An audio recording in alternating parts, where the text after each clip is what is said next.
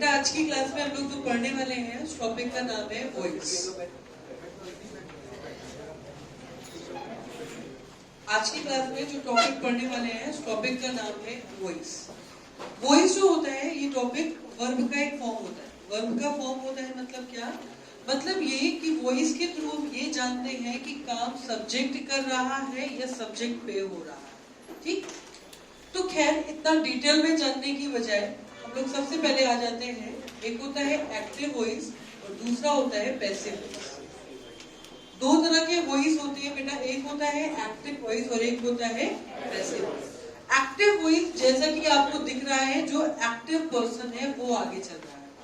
For example मैंने आपसे कहा कोई भी सेंटेंस दिया, सब्जेक्ट दिया, हेल्पिंग वर्ब आया, मेन वर्ब आया, ऑब्जेक्ट आया, इसका मतलब दिया हुआ वाक्य एक्टिव वॉइस के स्ट्रक्चर को बताता है। एक्टिव वॉइस का स्ट्रक्चर होता है कर्ता, सहायक क्रिया, मुख्य क्रिया, ऑब्जेक्ट। कर्ता मतलब जो व्यक्ति काम कर रहा है।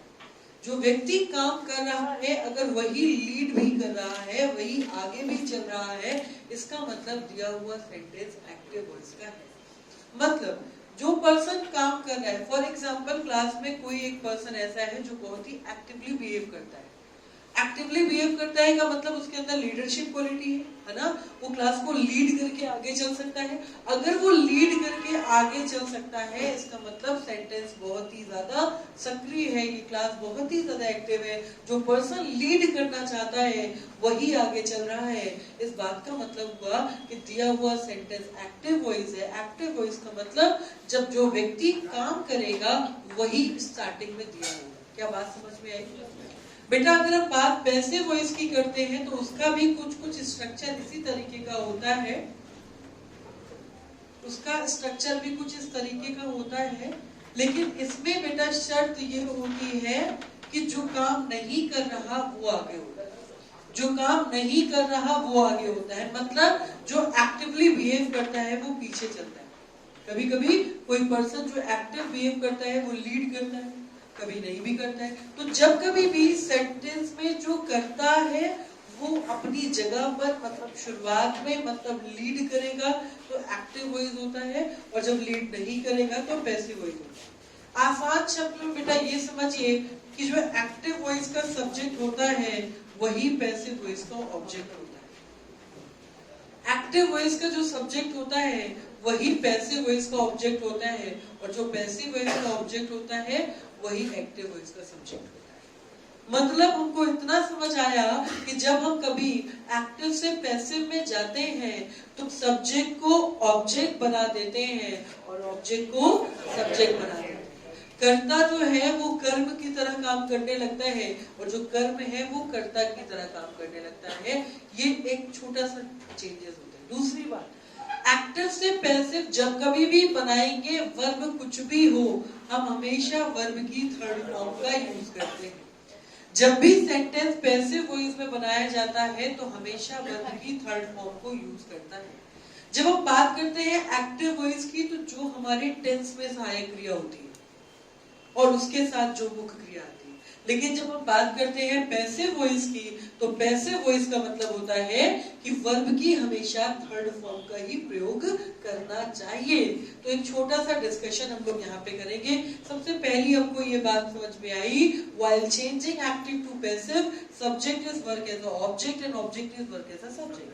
जब हम एक्टिव से पैसिव बदलते हैं तो सब्जेक्ट को ऑब्जेक्ट बना देते हैं, ऑब्जेक्ट को सब्जेक्ट बना देते हैं। बेटा दूसरी बात हमेशा ध्यान रखिएगा, हेल्पिंग वर्ब या मेन वर्ब के जो पहले लिखा जाता है वो हमेशा सब्जेक्टिव केस होता है, और जो बाद में लिखा जाता है वो हमेशा ऑब्जेक्टिव केस होता है। सब्जेक्टिव केस का मतलब जब वर्ब के पहले लिखा जाएगा तो वो सब्जेक्टिव केस है, वर्ब के बाद लिखा जाएगा तो वो ऑब्जेक्टिव केस।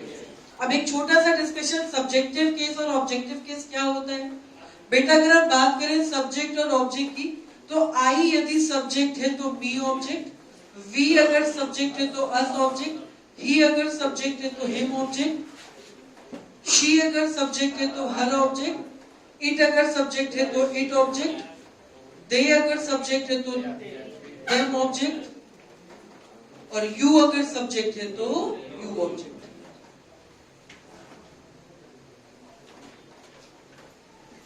ये सब्जेक्टिव और ऑब्जेक्टिव की लिस्ट है।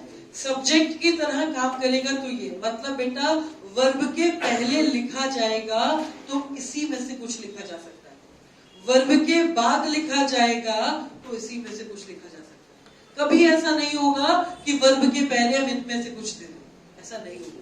समझ आ रही है बात? हेल्पिंग वर्ब के पहले हमेशा सब्जेक्ट आता है और ये सारे वर्ड्स जो है ये सब्जेक्टिव केस है।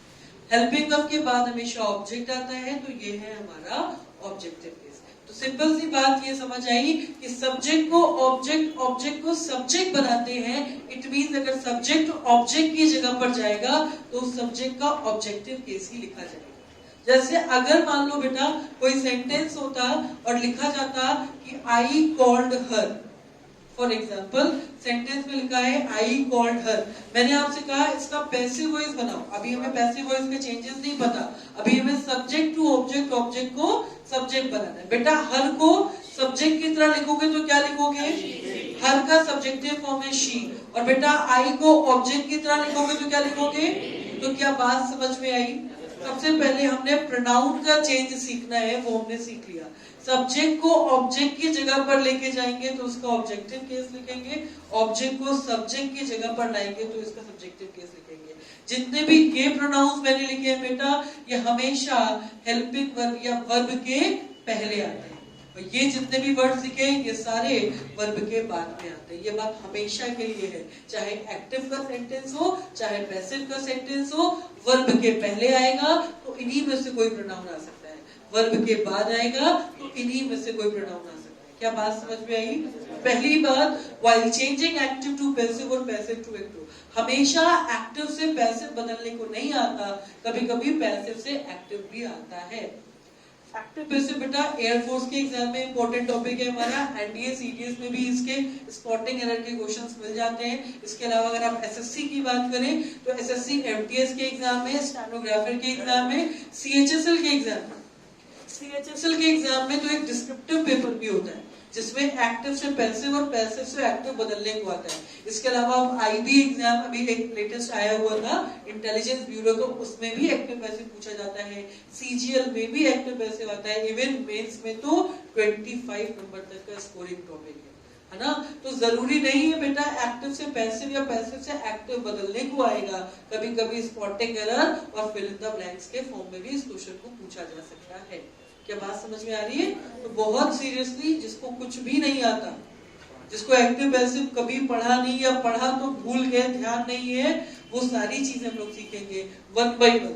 सबसे पहले किसी भी वाक्य में क्या होता है, कर्ता, सहायक क्रिया, मुख्य क्रिया और कर्म। मैंने आपको पहले कर्ता और कर्म की बात बताई, मतलब सब्जेक्ट और ऑब्जेक्ट की बात बताई। सब्जेक्ट से ऑब्जेक्ट, ऑब्जेक्ट से सब्जेक्ट बनाने के लिए मैंने आपको उधर एक चार्ट बना के दिया कि सब्जेक्टिव केस इधर वाले होते हैं, ऑब्जेक्टिव केस उधर वाले होते हैं। वर्ब के पहले आएगा तो सब्जेक्टिव केस आएगा, वर्ब के बाद आएगा तो ऑब्जेक्टिव केस आएगा। अब हम लोग चलेंगे हेल्पिंग वर्ब के चेंज की तरफ। नोट कर लिया? नोट करना है, मेरे साथ साथ नोट करते चलना, जहां कोई डाउट आएगा तो वहां रुक जाना, ठीक है? जल्दी जल्दी नोट करना क्योंकि बहुत लेंथी टॉपिक है और हम लोग को 2 आवर्स में इसको वाइंड अप भी करना है ना, रैप भी करना है। जल्दी से लिखो, आगे चलते हैं।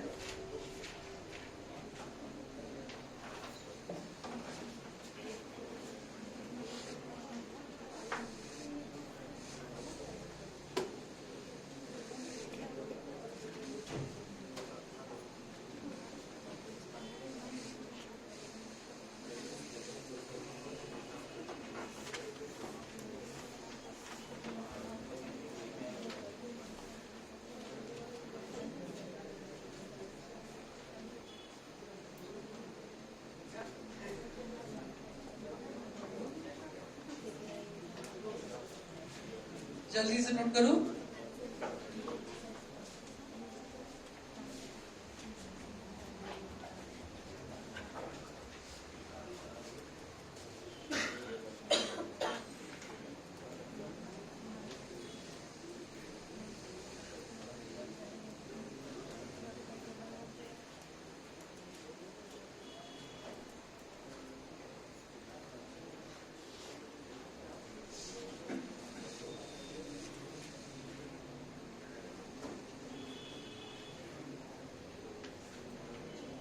देख लिया?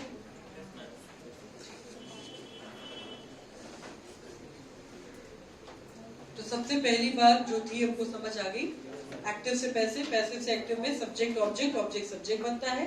सब्जेक्टिव केस इधर लिखे हैं, ऑब्जेक्टिव केस इधर लिखे हैं। आई का ऑब्जेक्ट मी, वी का अस, ही का हिम, शी का हर, इट का इट, दे का देम, यू का यू। अगर बेटा होता आई कॉल्ड यू, अगर होता आई कॉल्ड यू, तो आप कहते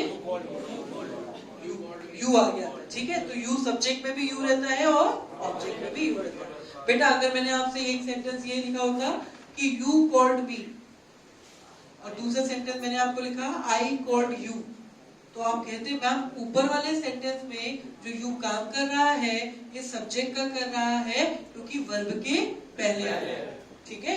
नीचे वाले सेंटेंस में यू ऑब्जेक्ट है क्योंकि वर्ब के बाद है। तो इस बात को ध्यान रखेंगे, यू सब्जेक्ट और ऑब्जेक्ट एक ही जैसा दिखता है तो उसके यूजेस अलग अलग होते हैं, ठीक?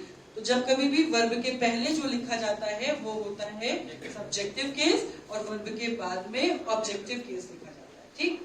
पहली बात तो हमको ये समझ आ गई। आगे चलते हैं हम लोग नेक्स्ट कैटेगरी पर। सबसे पहला बेटा, अगर आपको सेंटेंस में ये पता करना हो कि वर्ब का चेंजेस क्या होगा, ठीक है? हमने अभी तो प्रोनाउन का चेंज बता दिया, अब हम लोग बात करेंगे वर्ब के चेंज की। तो सबसे पहले शुरू करते हैं हेल्पिंग वर्ब का चेंज। बेटा एक्टिव वॉइस में का चेंजेस अगर हम पैसिव वॉइस में पता करें, अगर डू डन होता है चेंज हो जाता है इज एम आर, और अगर पैसिव से एक्टिव में जाना पड़े तो is am are do done में चेंज हो जाता है ना? लिखते चलो साथ में। बेटा अगर इज एम आर है तो वो चेंज होता है इज एम आर में, प्लस साथ में लग जाता है बीइंग, क्योंकि इज एम आर कभी भी आईएनजी के बिना नहीं चल सकता, इसलिए अपने साथ आईएनजी खुद का लेके चलता है।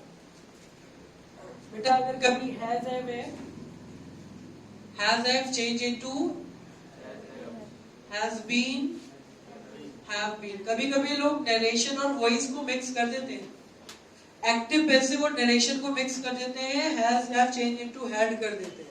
बट ध्यान रखना, एक्टिव से पैसिव में क्वेश्चन अगर प्रेजेंट टेंस में पूछा गया है तो आंसर प्रेजेंट में ही आएगा, क्वेश्चन अगर पास्ट में पूछा गया है तो आंसर पास्ट में आएगा।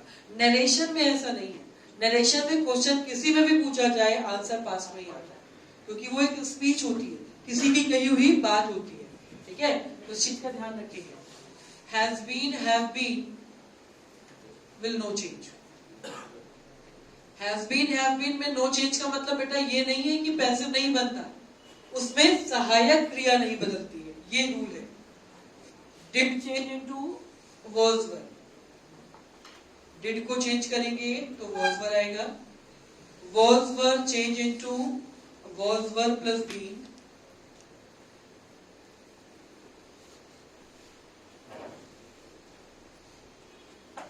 had changed into had been, or had been will no change.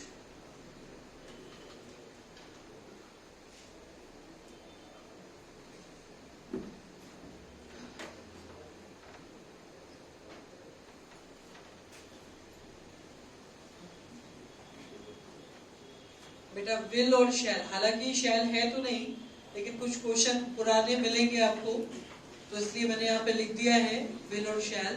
Generally शैल अब देखने को नहीं मिलता है। Will shall change into will be shall be, will be shall be will no change, will be shall be को नहीं बदला जाता है। Will have shall have change into will have been shall have been,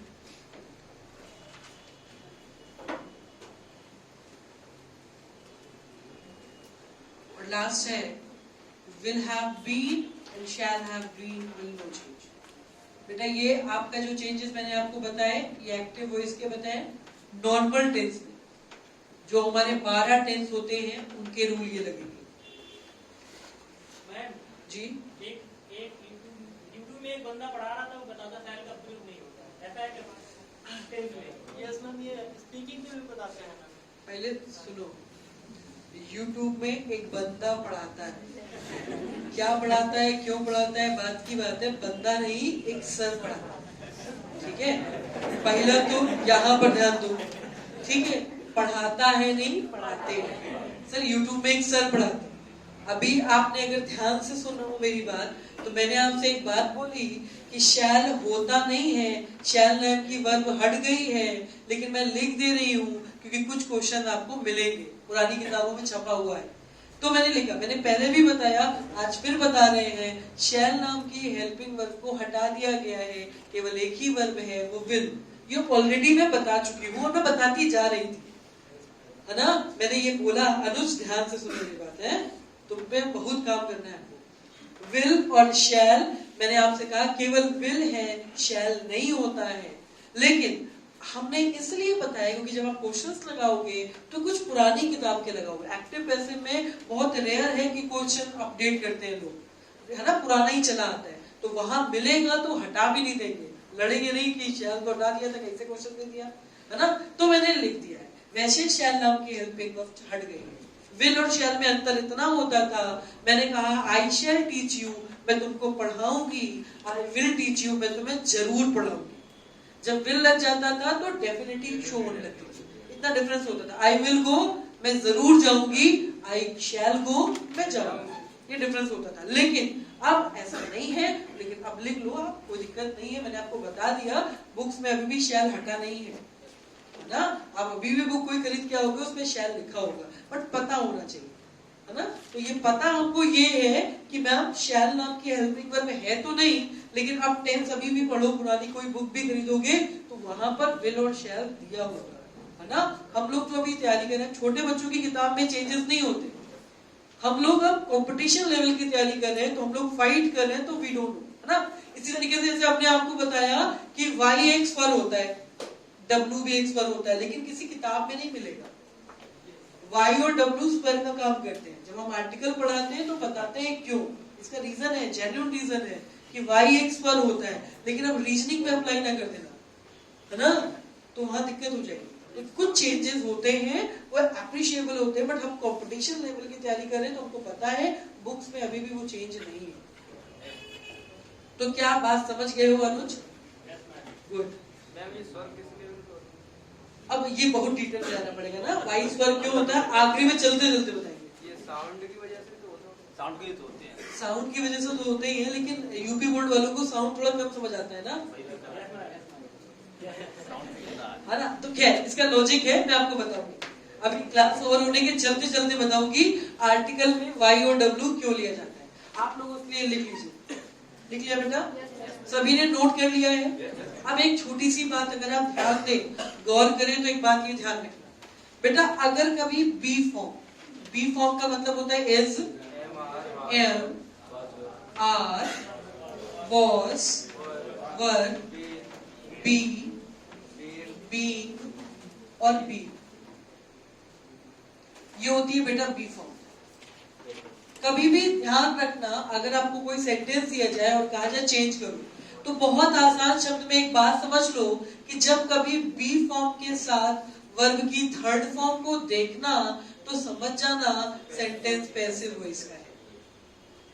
passive voice अगर है तो B form जरूर होगी, अगर पैसिव वॉइस है तो बी फॉर्म जरूर होगी। ध्यान दो, जैसे is am are, been, no change है तो भी तो बीन है ना। Was were, been, be, no change तो will be, shall be, been, no change तो बीन तो ही है। मतलब अगर सेंटेंस पैसिव वॉइस का है तो इनमें से कुछ जरूर होगा। Is am are, was were, be, being और बीन में जरूर कुछ ना कुछ होगा अगर सेंटेंस हमारा पैसिव वॉइस का है तो। क्या बात समझ में आई? दूसरी बात, बी फॉर्म के साथ अगर आईएनजी फॉर्म होती है तो वो एक्टिव वॉइस होता है। मतलब अब सारे के लिए अप्लाई नहीं करना, पैसिव वॉइस के लिए, सबके लिए पैसिव वॉइस होगा तो बी फॉर्म जरूर होगी, पैसिव वॉइस होगा तो बी फॉर्म जरूर होगी, बिना बी फॉर्म के पैसिव वॉइस बनेगा ही नहीं। तो पहचान है कि अगर मैंने आपसे ये कहा होता आई वॉज कॉल्ड, और मैंने आपसे कहा ये सेंटेंस एक्टिव है कि पैसिव? तो आप कहोगे मैम पैसिव है, क्योंकि वॉज के साथ थर्ड फॉर्म दिए। आई वॉज कॉल्ड का मतलब मुझे बुलाया गया। अब मैंने आपसे कहा होता आई कॉल्ड, तो इसका मतलब मैंने बुलाया, यही तो।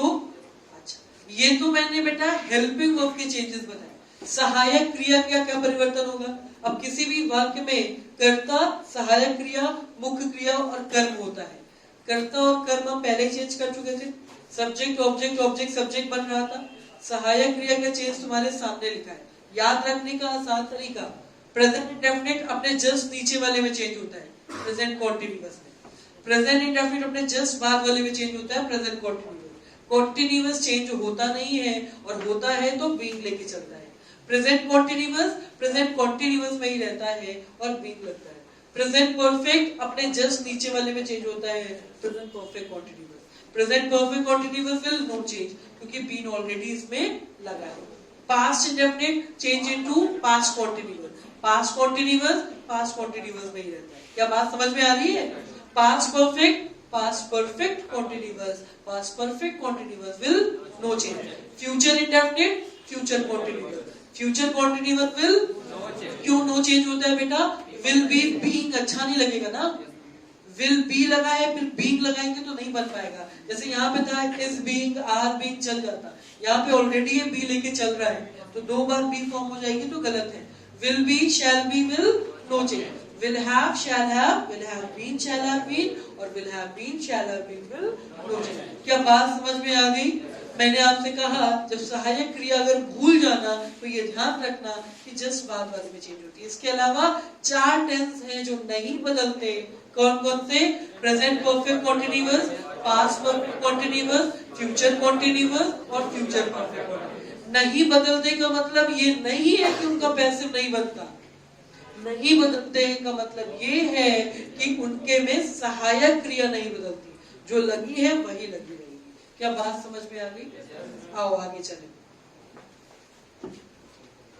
एक्टिव से पैसिव बनाते समय बेटा एक बात हमेशा ध्यान रखेंगे, मुख्य क्रिया का हमेशा थर्ड फॉर्म प्रयोग करते हैं। एक्टिव से पैसिव जब कभी भी बनाएंगे तो सब्जेक्ट चाहे कुछ भी हो, वर्ब हमेशा थर्ड फॉर्म में ही प्रयोग करते हैं। यहां तक किसी को कोई दिक्कत बेटा? बताने की जरूरत है, लिखाने की जरूरत है?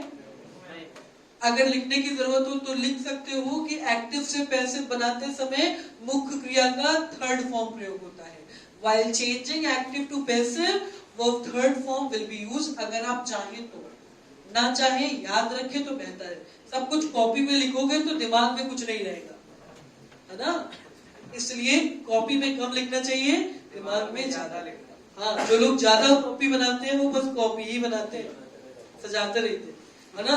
अगला सिलेक्शन लेके ज्वाइनिंग लेके आ जाता है। क्या ये सारी बातें काल्पनिक नहीं है। रूल नंबर 1 वास्तविक है बेटा, वास्तविकता तो है ही है। अब एक छोटी सी बात और, रूल को बताने से पहले लगभग मात्र 10, 12, 15 रूल है गिन के, उसके बाद जीवन में तुम एक्टिव पैसिव में गलती नहीं करोगे, ऐसा लगता है तुमको। थोड़ी थोड़ी गलती करेंगे। क्या है बेटा? सबसे पहले अब हमको ये आइडेंटिफिकेशन करनी है, पहचान करनी है किसकी? कर्ता और कर्म की। कर्ता कर्म की पहचान बहुत जरूरी है। पता लगा कोई कर्म है ही नहीं, हम घसीटे लिए जा रहे हैं। कोई ऑब्जेक्ट है ही नहीं, लेकिन हम तो घसीटे लेके चलो आगे, क्योंकि ऑब्जेक्ट को सब्जेक्ट हमारे दिमाग में, हम लोग नहीं होते कोलू का बैल, जितना सिखाया जाए उतना ही करते हैं। पीछे वाले को आगे लगा दो, आगे वाले को पीछे लगा दो, भले पीछे वाला आगे जाने लायक हो या ना हो, पहले देख तो लो, है ना? कहा शादी में जो नीली साड़ी वाली है वही मेरी मम्मी, तो हर नीली साड़ी वाली मम्मी थोड़ी ना हो गई, एक ही तो मम्मी होती है ना जनरली। तो थोड़ा सा ध्यान रखना बेटा, आइडेंटिफिकेशन के लिए सब्जेक्ट और ऑब्जेक्ट को पहचानने का तरीका, सब्जेक्ट कभी भी होगा तो वो हु का आंसर दे रहा होगा। सब्जेक्ट कभी भी सेंटेंस में होगा तो वो हु का आंसर दे रहा होगा। और बेटा ऑब्जेक्ट को पहचानने का तरीका होता है कि वो या तो हु का आंसर देगा या तो व्हाट का आंसर देगा। इस बात का क्या मतलब है वो हम लोग देखते हैं। इस बात का क्या मतलब है वो हम लोग देखते हैं। जैसे मैं आपसे कह दूं कि आई गो टू मार्केट, और मैंने आपसे कहा इसका पैसिव वॉइस बनाओ, नहीं बनेगा। मैंने कहा आई गो टू मार्केट, मैं मार्केट जाती हूँ, इसका पैसिव वॉइस बनाओ, तो आपने कहा ठीक है ma'am, I will try. I go to market मतलब मैंने कहा who go to market, market कौन जा रहा है, मैं। हु मतलब हु का आंसर देने वाला बंदा तो अवेलेबल है ना बंदा यहाँ पे। आई तो यहाँ पे अवेलेबल है, इस बात का मतलब हु का आंसर देने वाला, हमको सब्जेक्ट तो मिल गया, अब हमको ढूंढना है object. I go to market, मैं मार्केट जाती हूँ, मैं क्या जाती हूँ कि मैं कहाँ जाती हूँ। मैं ये बोलूंगी भाई मार्केट की जब बात आएगी तो मार्केट आंसर करेगा किसका, वेयर का। ना ही वो व्हाट का क्वेश्चन पूछने में आंसर दे पाएगा, ना ही वो हुम में आंसर दे पाएगा। जब व्हाट और हुम का आंसर नहीं दे पाएगा और ये वेयर का आंसर देता है, तो बेटा जो वेयर का आंसर देता है वही होता है एडवर्ब। हमको चाहिए क्या था, हमको चाहिए क्या था, दिया क्या है, तो हम कहेंगे भैया नो पैसिव वॉइस। अब कुछ लोग दिमाग लगाते हैं, नरेशन का रूल पैसिव वॉइस में लगा देते हैं। नरेशन में होता है कि जब ऑब्जेक्ट नहीं होता तो कोई भी थर्ड पर्सन लेके बना सकते हैं, तो वो इसमें अपने हिसाब से मान ले, ज्यादा नहीं मानना है। एक्टिव पैसिव के लिए सीधे सीधे हैं, सीधे सीधे समझो। इसका आंसर आएगा नो पैसिव, इसका पैसिव ही नहीं बन पाएगा क्योंकि ऑब्जेक्ट नहीं दिया है। क्या मेरी बात समझ आ गई, अरे बोलो। जैसे अगर मैंने आपको एक सेंटेंस दिया होता, आई बिल्ट अ टेम्पल, पहला सेंटेंस, और दूसरा सेंटेंस मैंने आपको ये दिया कि I go to temple on Mondays. मैंने कहा I go to temple on Mondays, इसका मतलब मैं हर सोमवार को मंदिर जाती हूँ। और ऊपर वाले का मतलब है आई बिल्ट अ टेम्पल, मैंने एक टेम्पल बनवाया। अब मैंने कहा भाई दोनों का पैसिव बनाओ, तो आपने कहा मैम कौन, किसने टेम्पल बनवाया, आई। मैंने क्या बनवाया, मतलब व्हाट का आंसर देने वाला मौजूद था, हु का आंसर देने वाला मौजूद था। हु का आंसर देने वाला होता है सब्जेक्ट, व्हाट का आंसर देने वाला होता है ऑब्जेक्ट, दोनों मौजूद है, पैसिव बन जाएगा। नीचे वाले में मैं कहा जाती हूँ, मंदिर, तो मैं कहा जाती हूँ, मंदिर, तो ये टेम्पल तो एडवर्ब है ना, इस बात का मतलब ये कि इसका पैसिव वॉइस नहीं बनेगा। तो ये ध्यान रखेंगे। अभी भी क्वेश्चन आया है, एक लेटेस्ट क्वेश्चन, अपडेटेड क्वेश्चन कैसे आता है बेटा, दो सेंटेंस दिए, दो सेंटेंस में पूछा कि किसका पैसिव पॉसिबल है, only first, only second, either first और second, both A and B, none of these. तो चलो ध्यान रखना है, टेक्निकल लैंग्वेज में अगर क्वेश्चन आता है तो हमें ये समझना है कि सबसे पहला काम रूल सीखने से पहले ये तो पता करें सब्जेक्ट और ऑब्जेक्ट है कि नहीं। ज्यादातर होता है ना, ज्यादातर होता है, कभी कभार ही ऐसा होता है जब नहीं है। बेटा एक बार ऑब्जेक्ट नहीं है अगर एक्टिव वॉइस का, तो फ्रेमिंग नहीं होगी। सब्जेक्ट नहीं है तो चल जाता है, क्योंकि सब्जेक्ट को बाद में ही तो लगाना है ना, सब्जेक्ट को बाद में ही तो लगाना है, तो इतना कोई लोड नहीं है। तो नोट करेंगे और आगे चलेंगे। तो ध्यान रखिए, अब हम लोग चेंजेस की तरफ बढ़ चुके हैं। तो सबसे पहला काम हमें करना है, ढूंढना है कि सब्जेक्ट है, ऑब्जेक्ट है तो ठीक है, चेंज कर देंगे। पैसिव सेंटेंस में ऑब्जेक्ट ना हो तो कोई टेंशन नहीं। मैंने बोला ना एक्टिव वॉइस का ऑब्जेक्ट होना जरूरी है ना। अब जैसे मैंने कहा कि बोलते ही है ना, my pocket has been picked, sentence दिया, my pocket has been picked, sentence दे दिया है ना। मेरी पॉकेट जो है वो भाई किसी ने पैसे से बाहर कर दिए। My pocket has been picked passive तो नहीं है, ऑब्जेक्ट तो नहीं है। तो जब नहीं होता है तो कोई इंडेफिनिट प्रोनाउन चूज कर लेते हैं कि someone has picked my pocket, इस तरीके से समवन, नो वन, एनीवन, वो इंडेफिनिट प्रोनाउन ले सकते हैं। ठीक है, लिख लिया भैया सभी ने, आगे चले, आगे चलते हैं, लिख लीजिए।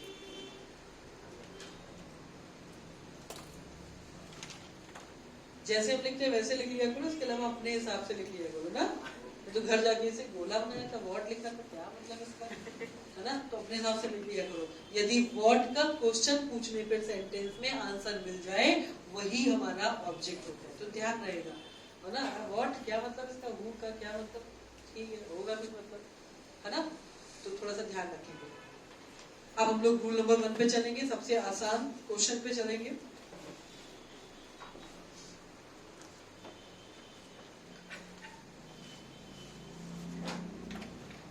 एक चाहो तो एक छोटी सी बात और अपने याद के लिए लिख लो बेटा अगर केवल वर्ब की फर्स्ट फॉर्म या फिर वर्ब की एसईआईएस फॉर्म बने तो इसको चेंज करते हैं इज एम आर में और साथ में लगाते हैं वर्ब की थर्ड। जहां पे वर्ब का चेंजेस लिखे वहीं पे इसको भी लिख लो। केवल वर्ब की सेकेंड फॉर्म मिले तो उसमें वॉज वर लगा के वर्ब की थर्ड फॉर्म लगा देते हैं। क्योंकि जिनको नहीं पता बता दें आपको, वर्ब की फर्स्ट फॉर्म प्रेजेंट इंडेफिनिट में होती है, वर्ब की सेकेंड फॉर्म पास्ट इंडेफिनिट में होती है, इसमें सहायक क्रिया नहीं मिलती है।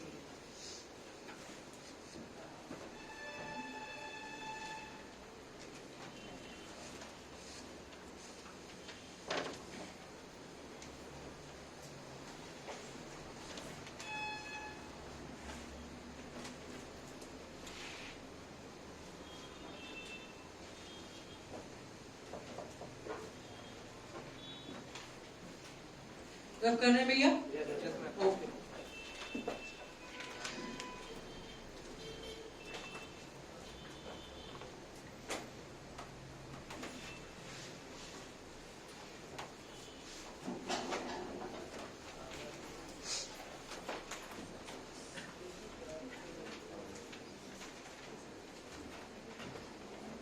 बेटा इसका स्ट्रक्चर बना लेते हैं हम लोग।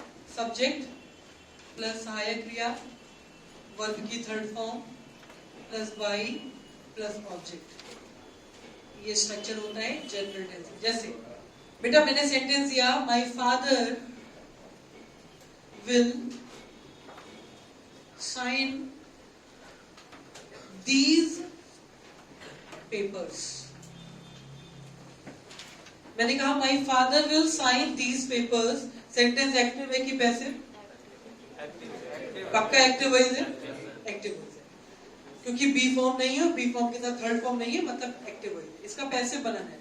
भाई कौन साइन करेगा पेपर्स पे? मतलब सब्जेक्ट अवेलेबल है।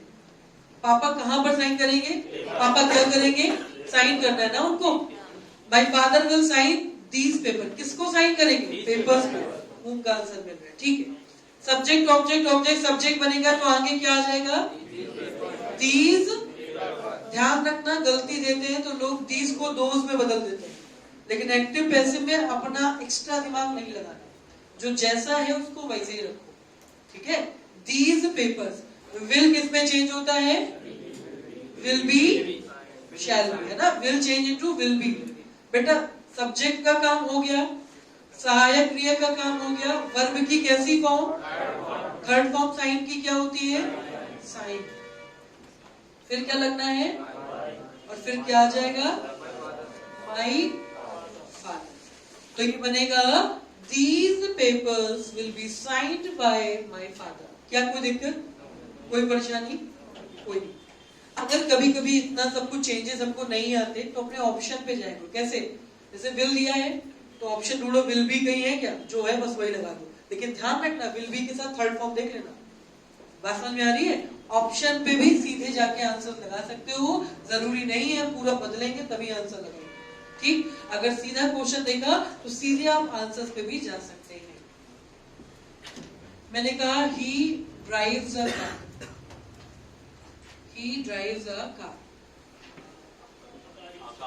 बेटा ही ड्राइव्स अ कार, यहाँ पर वर्ब की फर्स्ट फॉर्म में एस और एस लगा है। ऊपर लिखा था मैंने कि जब कभी वर्ब की फर्स्ट फॉर्म या फिर वर्ब की एसईआईएस फॉर्म हो तो इज एम आर के साथ क्या लगता है?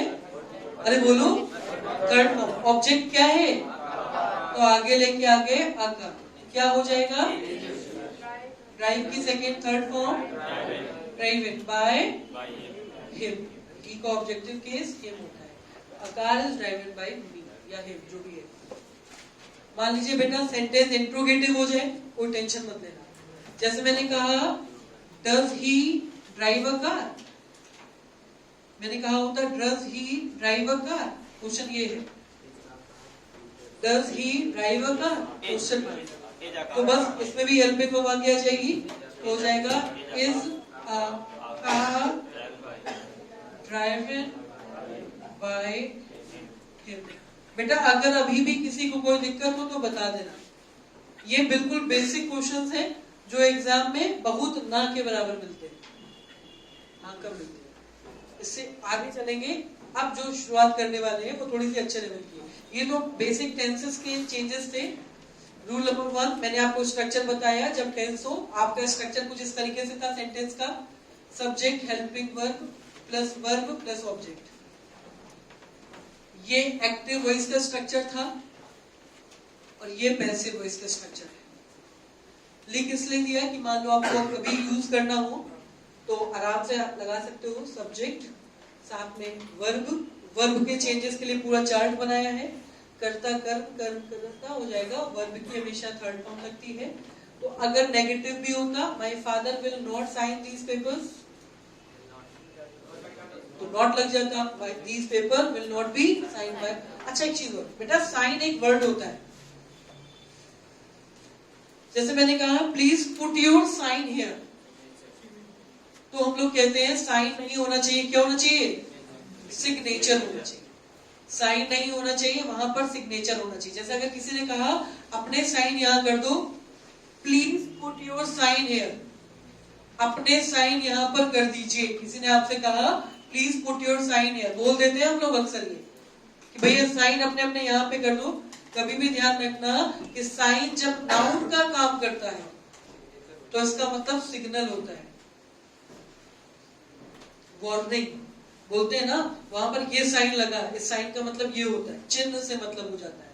जब साइन नाउन का काम करता है तो इसका मतलब ठीक है सिग्नल होता है, और जब सिग्नेचर होता है तब वो आपके नाम के साइन होते हैं। ठीक, और जब अकेला ये साइन लिखा रहता है तो ये वर्ब का काम करता है, तब आप कर सकते हो सिग्नेचर के फॉर्म में।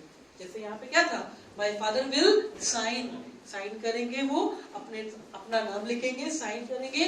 तो इस बात का मतलब बेटा कि जब ये साइन वर्ब होगा तब तो उसका मतलब हुआ सिग्नेचर करना, लेकिन जब नाउन की तरह केवल साइन लिखा जाएगा तो यहाँ योर साइन लिखा है, इसलिए साइन नहीं होता है, सिग्नेचर होता है, क्योंकि सिग्नेचर नाउन है।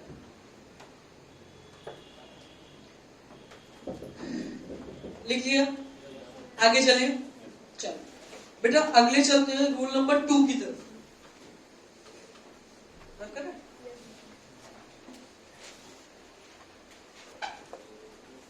बेटा रूल नंबर 2 ये है, मान लो हमारे पास सहायक क्रिया जो हमने आपको टेबल बनाई वो ना आए, कोई मॉडल वर्ब आ जाए। मॉडल वर्ब जानते हैं, स्पेशल केसेस के लिए यूज होती है। मॉडल वर्ब कितनी होती है बेटा? 2, 13 होती है, अब तो 12 ही बची। मॉडल वर्ब की एक लिस्ट होती है, उसमें शब्द आते हैं विल, या फिर हम आपसे कहें वुड, लिख लो शैल भी, क्या ही करोगे, should, can, could, may, might, must, अरे मस्ट आते भी जगह पे होंगे, must, need, dare, ought to और यूज टू। बेटा ये 13 मॉडल वर्ब्स होती है, ये भी सहायक क्रिया के स्थान पर प्रयोग होती है। Will, would, shall, should, can, could, may, might, must, need, dare, ought to और यूज टू मॉडल वर्ब होती है, ये भी सहायक क्रिया की जगह पर यूज होती है। बेटा अगर कभी भी हमारे सेंटेंस में मॉडल वर्ब आ जाए तो उसका स्ट्रक्चर कुछ इस तरीके से चलता है, subject plus modal verb plus be plus verb third form plus by plus object. ये स्ट्रक्चर फॉलो होता है पैसिव वॉइस के लिए।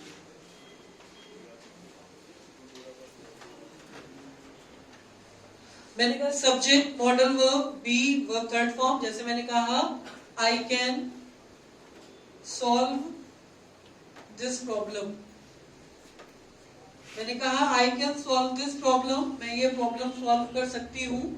आई कैन सॉल्व दिस प्रॉब्लम, मैं ये प्रॉब्लम सॉल्व कर सकती हूँ।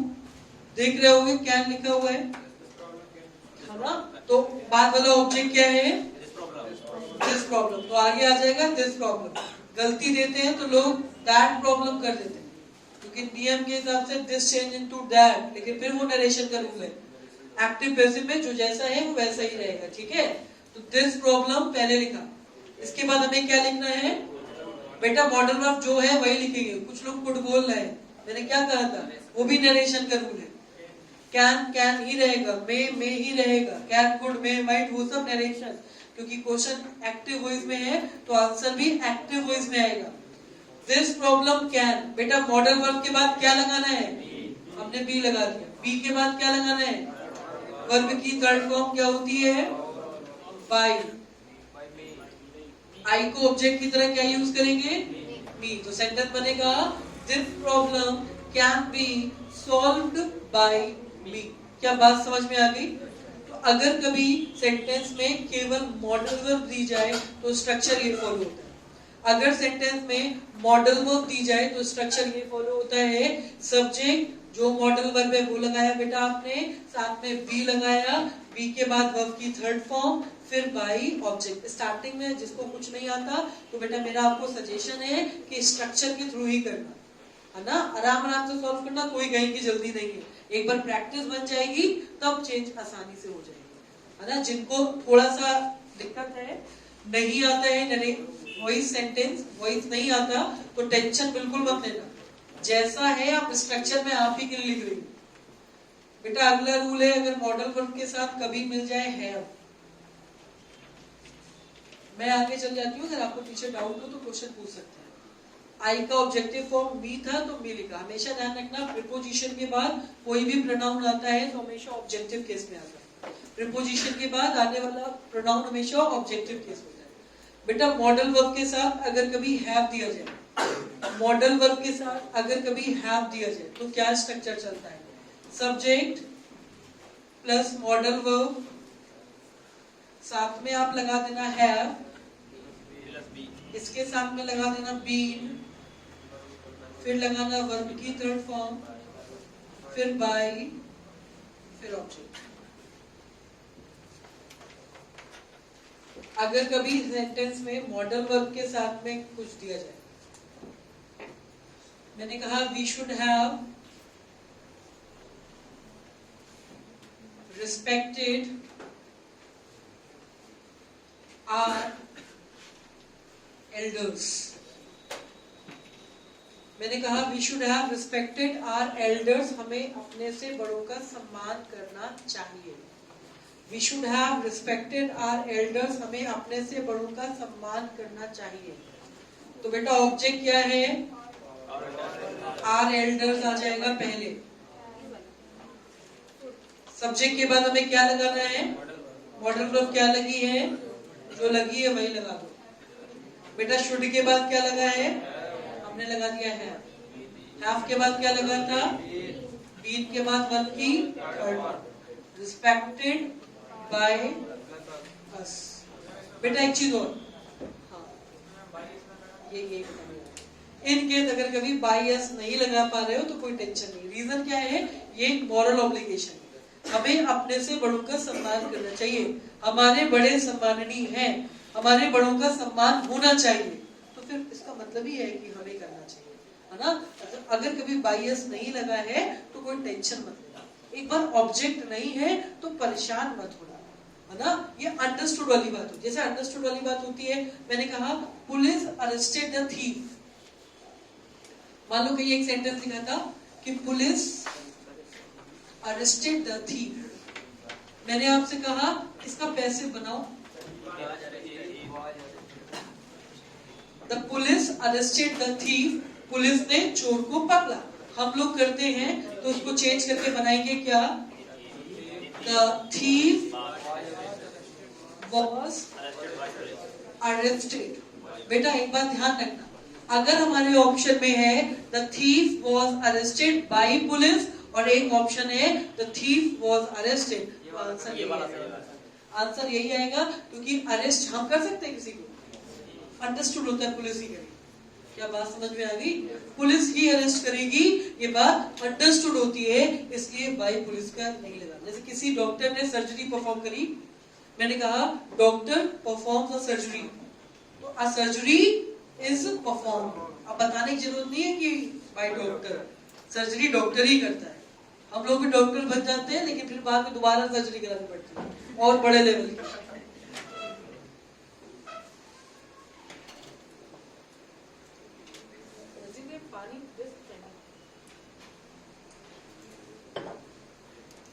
आज हमने कसम खाई थी कि जब तुम लोग को पढ़ा लेंगे तभी चाय पिएंगे। हाँ, व्रत है, पढ़ा दिया पीली, बस मेरा मकसद पूरा हुआ। अरे बहुत जुझारू टीचर है ना। हाँ, व्रत व्रत रख लेते हैं, कर्मठ, वेरी गुड, अच्छे शब्दों का प्रयोग करते। बस तुम ये लगे ना एक बंदी वहां पढ़ा रही थी, हाँ दिक्कत हो जाएगी। हाँ नहीं, खराब लगा, हाँ अब समझो, बहुत खराब लगा। कुछ लोग कहते ना वहां कोचिंग वो सर लगाते हैं, 12th पास आउट वाले बच्चे बोलते हैं सर, अरे वहां कोचिंग उनकी चलती नहीं, वहां कोचिंग लगाते हैं वो। अरे भैया सब्जी है जो लगाते हैं, पढ़ा रहे अच्छा खासा इंसान है, टीचर है, टीचर टीचर होता है, पढ़ा पाए ना पढ़ा पाए, है ना। हर इंसान हर किसी को नहीं समझा सकता, लेकिन टीचर का हमेशा सम्मान करना चाहिए, है ना। ये भी हमारी नैतिक जिम्मेदारी है। आपको नहीं समझ आना वो एक अलग बात है। कुछ लोग होते लड़ आते भिड़ आते हैं, अरे आप नहीं पढ़ा पाओगे हमको ये वो, तो बेटा वो घूमते ही रहते हैं, ये भी ध्यान रखना, है ना। सबसे पहली बात ये कि हम लोग को एकलव्य बनना है, मतलब नहीं अंगूठा अंगूठे वाला समय गया, अब कुछ और बेहतर है ना। पता लगा गाड़ियां खड़ी है इतनी सारी, अरे भैया इतनी गाड़ी कैसी है, अरे मैम टीचर्स डे पे आपके स्टूडेंट से भेजिए, अरे बिल्कुल पागल ही हो जाए इंसान, गाड़ियां देखो जा ही ना पाए। तो ये सारी बातें हैं, बातें काल्पनिक नहीं है बेटा। आगे चलेंगे, रब करें, बातें मत करना ज्यादा, हम बहुत बात होनी है, हमको केवल पढ़ाने देना। हाँ, अगर थोड़ा बातों में लगा दिया तो फिर बातें ही करेंगे। पता लगा एक्टिव पैसिव कल के लिए खिसक गया, संडे माना तो दो आना और लो। आज लेकिन तुम लोग आए, हमको अच्छा लगा। 12 बजे सुन के नींद आती है ना, लंच अपना छोड़ के आए हो, बड़ी बात है। चाय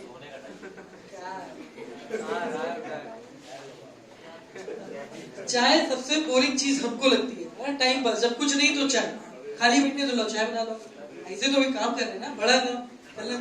चलो बेटा आगे चलते हैं अगले रूल की तरफ। मान लीजिए बेटा सेंटेंस देयर से स्टार्टिंग करेगा,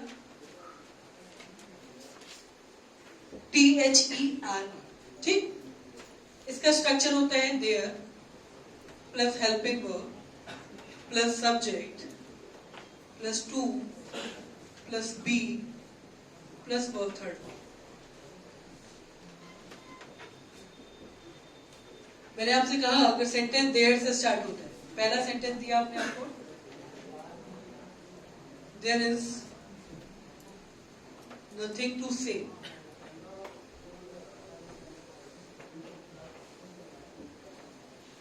इस सेंटेंस का पैसिव वॉइस बनाओ जब, और there is nothing to be बना लो, अपनी अपनी कॉपी में आंसर लिख लो। There is nothing to be said. There is nothing to be said.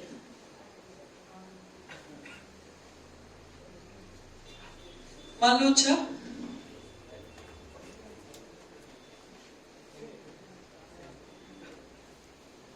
मैंने कहा there is time to sleep, अब बनाओ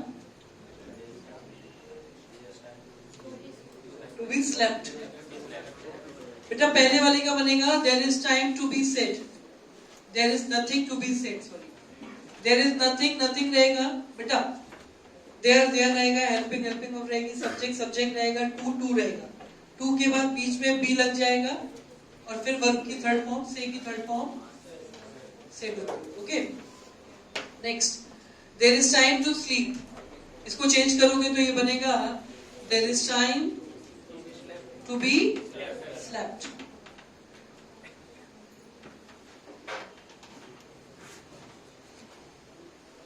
बेटा मान लो होता there is time to be prepared computer, मैंने कहा there is time to prepare computer, there is time to prepare computer। हाँ, अगर ऐसा कुछ होता तो ये बन जाएगा there is time, अरे अपने मन से कहाँ कंप्यूटर को लेके आ रहे हो, there is time to be prepared computer, जो जहां है उसको वहीं रखा रहने देना, ठीक है। कंप्यूटर आगे उठ के आता है जब हमारा सेंटेंस इट से शुरू होता है। रूल नंबर नेक्स्ट जो भी है 4, 5।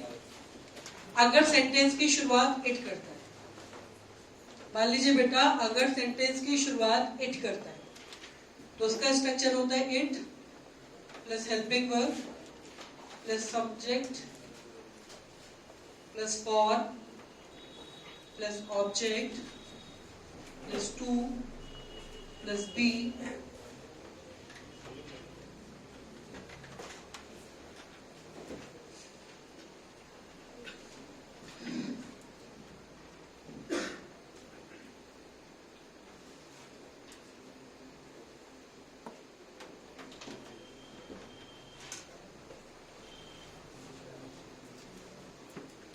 बेटा सेंटेंस है अगर सेंटेंस इट से शुरू होता है स्ट्रक्चर चलता है it plus helping verb plus subject plus for plus object plus to plus be plus verb platform. मतलब इसको चेंज करोगे तो क्या बनाओगे? इट इज टाइम, ऑब्जेक्ट क्या है? क्रिकेट, तो for cricket to be played, तो ये बनेगा it is time for cricket to be played. अगर सेंटेंस इट से शुरू होता है तब, जैसे मान लो कहीं लिखा है it is time to disco, अब मान लो फॉर नहीं है, ऑब्जेक्ट नहीं है तो कोई नहीं, छोड़ दो, it is time to be, समझा? डिस्को डिस्को ही रहता है, डिस्को ना कर देना। हाँ तो अगर तो उसको भी थर्ड फॉर्म बना देते हैं।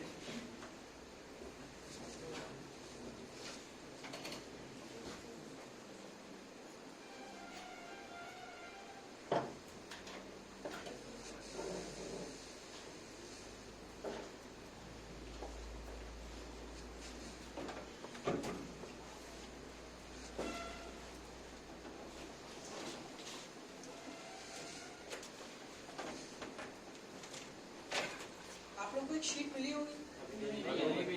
कोई बात नहीं, मिल जाएगी फिर। अरे अभी नहीं मिली, मिल जाती तो मैम रुकते नहीं, सारे सॉल्व कर डालते,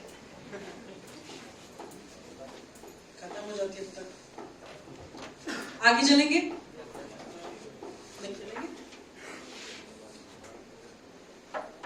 पीछे भैया लोग लिख रहे हो ना? स्पष्ट है? स्पष्ट है।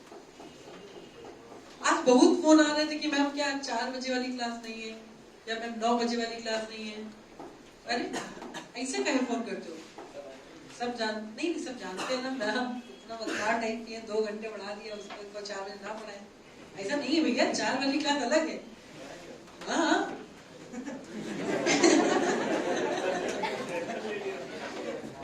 अरे तुम ना आ पाना तो कोई बात नहीं, जो नहीं आ पाए और नहीं आ पाएगा, है ना? जब जागो तब सवेरे आराम से जाओ, तुम वीडियो लेना, कल संडे है। हाँ अभी अगर ना पढ़ाते देखो 12 से 2 बुलाएंगे तो शाम को नहीं पढ़ाएंगे, क्यों अनुज? हाँ अरे अनुज नहीं, अनुज अच्छा लड़का है बेचारा, अभी सीख जाएगा, देखना फिर बेहतरीन अंग्रेजी बोलेगा, तुम लोग चौंक चलो चौंक है बेटा। अगर मान लो कभी इन्फिनिटिव आ जाए, इन्फिनिटिव का मतलब होता है 2 प्लस वर्ब की फर्स्ट फॉर्म। अगर कभी इन्फिनिटिव आ जाए इसका मतलब होता है, इन्फिनिटिव का मतलब 2 प्लस वर्ब की फर्स्ट फॉर्म, तो इसका पैसिव वॉइस बनता है subject plus helping verb plus to plus be plus verb third form plus by plus object.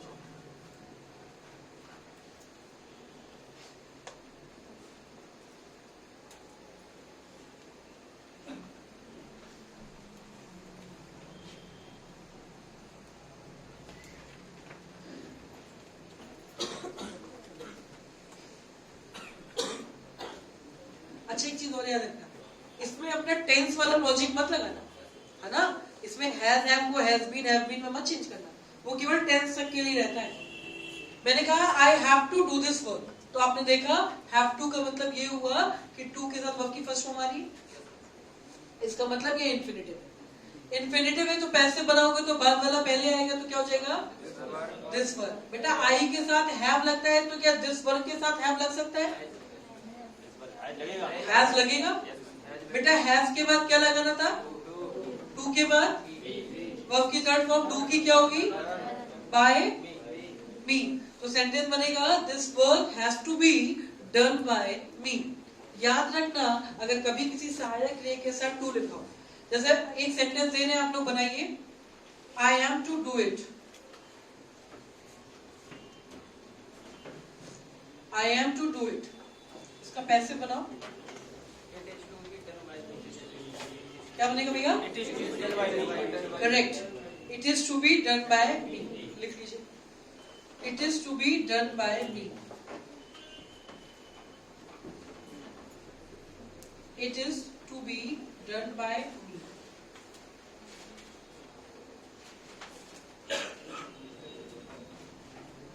कोई दिक्कत? अभी तक किसी को कोई परेशानी?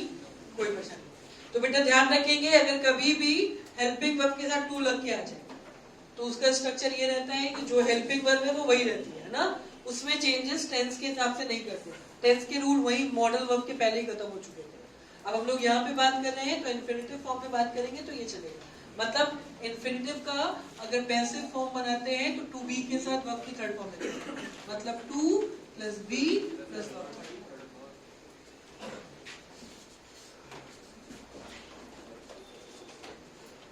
लिख लिया भैया? आगे चलेंगे। कोई ऐसा जिसको ये बात नहीं समझ आई? इन्फिनिटिव का मतलब होता है to plus verb first form, और अगर ये भी ना समझ पाना तो समझ जाना अगर सहायक क्रिया के तुरंत बाद टू लगा हो, ठीक है, तो स्ट्रक्चर ये फॉलो होगा।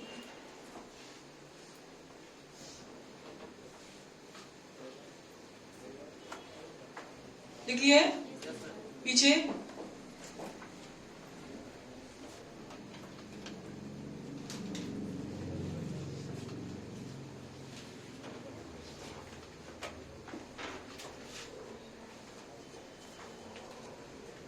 से अगली बात करते हैं, इंपरेटिव सेंटेंस।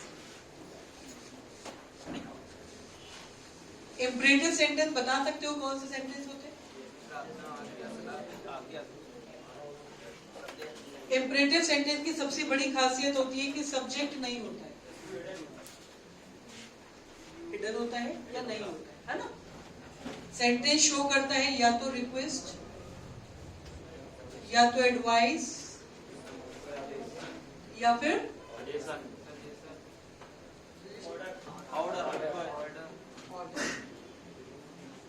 वो तो सजेशन भी है, लेकिन हम लोग इन तीनों को लेके चलेंगे। वो वाक्य जिसमें रिक्वेस्ट, एडवाइस या ऑर्डर शो हो, वो सेंटेंसेस जिसमें रिक्वेस्ट, एडवाइस या ऑर्डर शो हो, सब्जेक्ट हिडन हो यानी सब्जेक्ट ना दिखे, सब्जेक्ट ना हो, ऐसे सेंटेंसेस इंपरेटिव सेंटेंस कहलाते हैं। इसको बनाने के 3 तरीके होते हैं।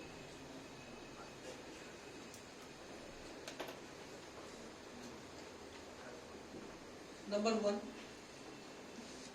ये वाला ऑप्शन में ना हो तो फिर नोट करो, समझा रहे क्या।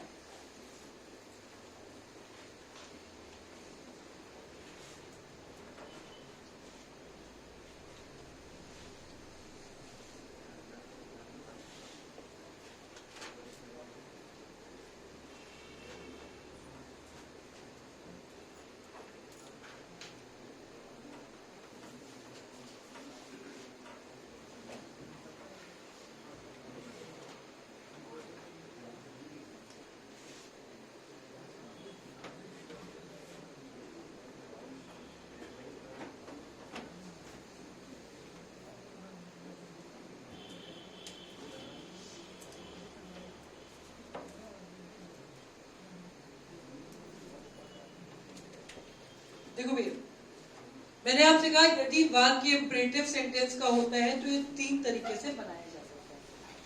पहला तरीका let plus subject, sorry let के बाद सब्जेक्टिव केस नहीं, ऑब्जेक्टिव केस आता है। Let plus object plus be plus verb third form, subject में should plus be plus verb third form. और ये देखो, ये वाला सब्जेक्ट वाला हमेशा ज्यादातर वहां रहता है जहां एडवाइस शो हो, है ना। जैसे मैंने आपको एक सेंटेंस दिया होता और मैंने आपसे कहा help the poors, help the poor. मैंने आपको सेंटेंस दिया हेल्प द पुअर, गरीबों की मदद करो। ये एक नॉर्मल सेंटेंस, ना ही सब्जेक्ट है ना ही ऑब्जेक्ट है, और एक तरीके की क्या दिख रही है, सलाह है, एडवाइस है। भाई गरीबों की मदद करो, कोई जबरदस्ती नहीं है, नहीं करो तो ना करो। वैसे करनी चाहिए। इसको पैसिव में बनाओगे तो पहला तरीका क्या है, लेट, तो हमने लेट लगा दिया। बेटा ऑब्जेक्ट क्या है, द पुअर, उसके बाद क्या लिखा है, वर्ब की कैसी फॉर्म, तो ये बना let the poor be helped. मान लो तुमने ये बनाया और ऑप्शन में है ही नहीं, आपने चेंज किया और ऑप्शन में है ही नहीं, तो उसका दूसरा तरीका आएगा, तो क्या बनाओगे, the poor should be helped. एक तरीका ये हुआ। नंबर 2, पहला बना let the poor be helped, दूसरा बना the poor should be helped. बेटा तीसरा है you are ordered, advise, requested, जो समझ है, तीनों में जो तुमको बेहतर लगे। तो यू आर एडवाइज, ये एक सलाह है, ऑर्डर तो है नहीं। You are advised to help the, सबसे आसान यही लगता है, ऑप्शन में सबसे कम मिलता है। सबसे आसान यही लगता है हम लोगों को, और ऑप्शन में सबसे कम यही मिलता है। कुछ करना ही नहीं होता, यू आर एडवाइस लगा के बाकी टू लगा के पूरी बात एज इट इज लिखनी होती है। तो बेटा ये 3 तरीके से मिल सकता है, ऑप्शन इन तीनों में कोई एक हो सकता है। मैंने कहा हेल्प द पुअर, तो let the poor be helped, the poor should be helped, you are advise to help the poor.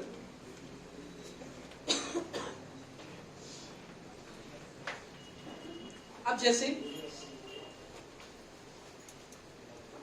मान लो अगर मैंने आपसे एक सेंटेंस दिया होता, ये तो एग्जाम्पल नंबर 1 था। एग्जाम्पल नंबर 2 हमने आपको ये कहा होता, bring a glass of water for me, glass of water for मी। मैंने कहा bring a glass of water for मी, एक गिलास पानी ले आओ जरा, सेंटेंस है, कोई लेना है पानी। Bring a glass of water for मी, एक गिलास पानी लाने को बात हो रही है, तो बेटा ये कोई सलाह तो है नहीं, ऑर्डर है। तो मतलब ये हुआ कि दूसरे नंबर में ये वाला नहीं बन पाएगा, दूसरे नंबर में ये वाला नहीं बन पाएगा। मतलब अब ये नहीं कह सकते आपसे, क्या बोलोगे इसमें, क्या बना दोगे, ऑब्जेक्ट दिया है क्या, bring a glass of water, एक गिलास पानी लाना है मेरे लिए, है ना, किसके लिए, मेरे लिए, ऑब्जेक्ट दिया फॉर मी, फॉर भी तो लगा है, छोड़ तो दोगे नहीं। तो ऐसे सेंटेंसेस के लिए सबसे बेहतर ऑप्शन होता है you are ordered to bring a glass of water for मी।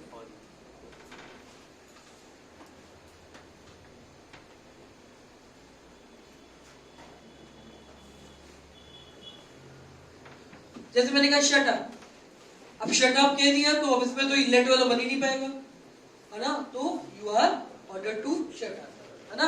मैंने कहा कीप क्वाइट, तो यू आर ऑर्डर टू, यही वाला बन पाएगा, ऑप्शन ही नहीं है हमारे पास।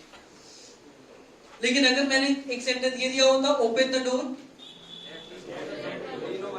तो इसको 2 तरीके से बना सकते हैं, इसको 2 तरीके से बना सकते हैं। पहला let the door be open, let the door be open, एक तो ये बना सकते हैं, और दूसरा ये you are ordered to open. अब ये कोई सलाह तो है नहीं, दरवाजा खोलना कोई सलाह तो है नहीं, इसलिए दूसरे वाली कैटेगरी में नहीं बन पाएगा।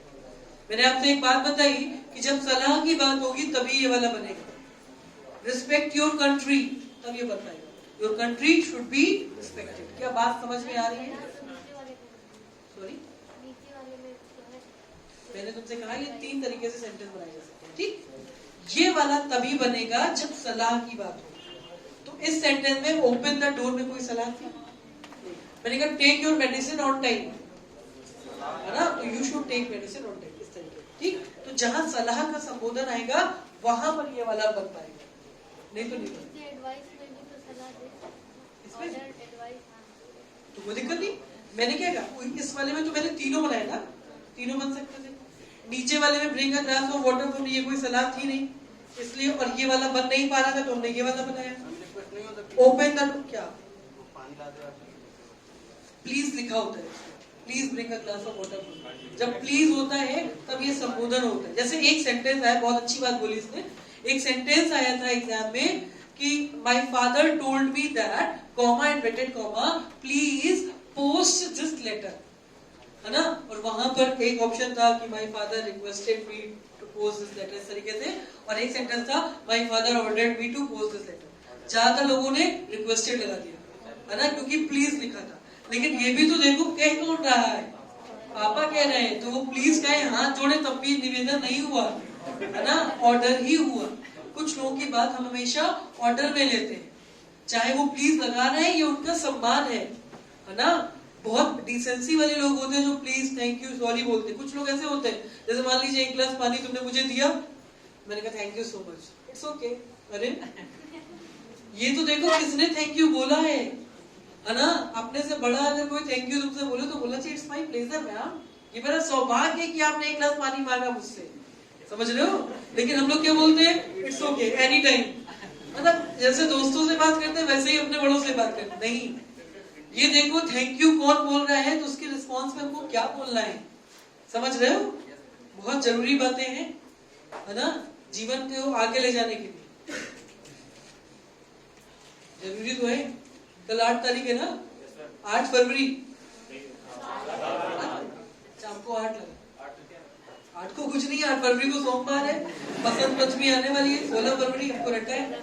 हाँ 16 ही ना, हाँ बस पूजा पाठ वाले लोग भैया हमने कहा तुम तो और अब हम उन सब चीजों के ऊपर उठ चुके। अब तुम लोग अपना अपना लिख तो लिया था ना भैया, सबने लिख लिया था, चल ठीक, सिलेक्शन ले लो, बढ़िया रहेगा। हाँ, तब इतनी दिक्कत नहीं होगी इंग्लिश सीखने में। हाँ आपको एटमॉस्फेयर मिल जाएगा, वहां 10 लोग अंग्रेजी में बात कर रहे हो, सीख जाओगे अपने आप। मेरा तात्पर्य सब जगह यही रहता है, तात्पर्य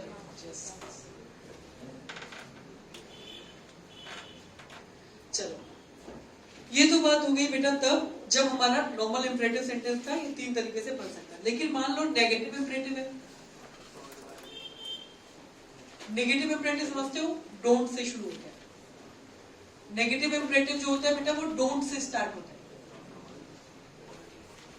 नेगेटिव इंपरेटिव जो होता है वो डोंट से स्टार्ट होता है। इसको बनाने के लिए क्या,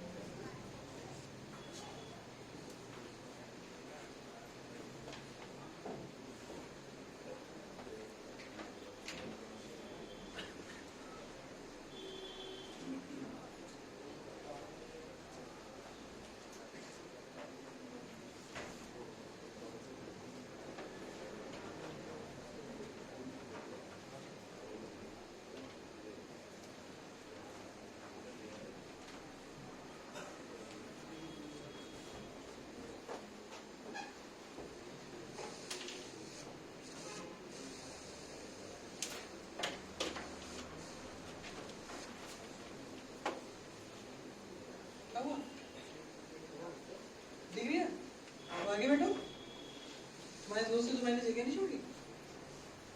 यहाँ पे एक चेयर बनवा दे, एडजस्ट कर लोगे, उधर आओगे अनुज के बगल में, उनको साथ दिखेगा। अनुज के पास, अनुज फेमस उधर है Rajendra.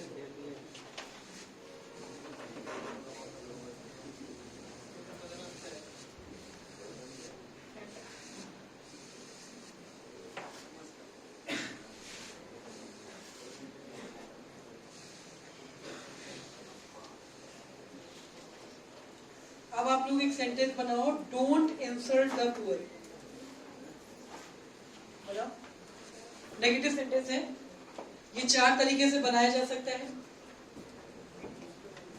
Don't insult the poor. अपनी अपनी कॉपी में चारों तरीके से इसको फ्रेम करना है। Don't insult the poor, don't insult the poor.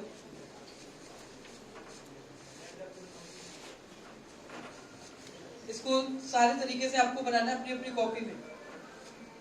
जब हम लिखेंगे तो मैच करना।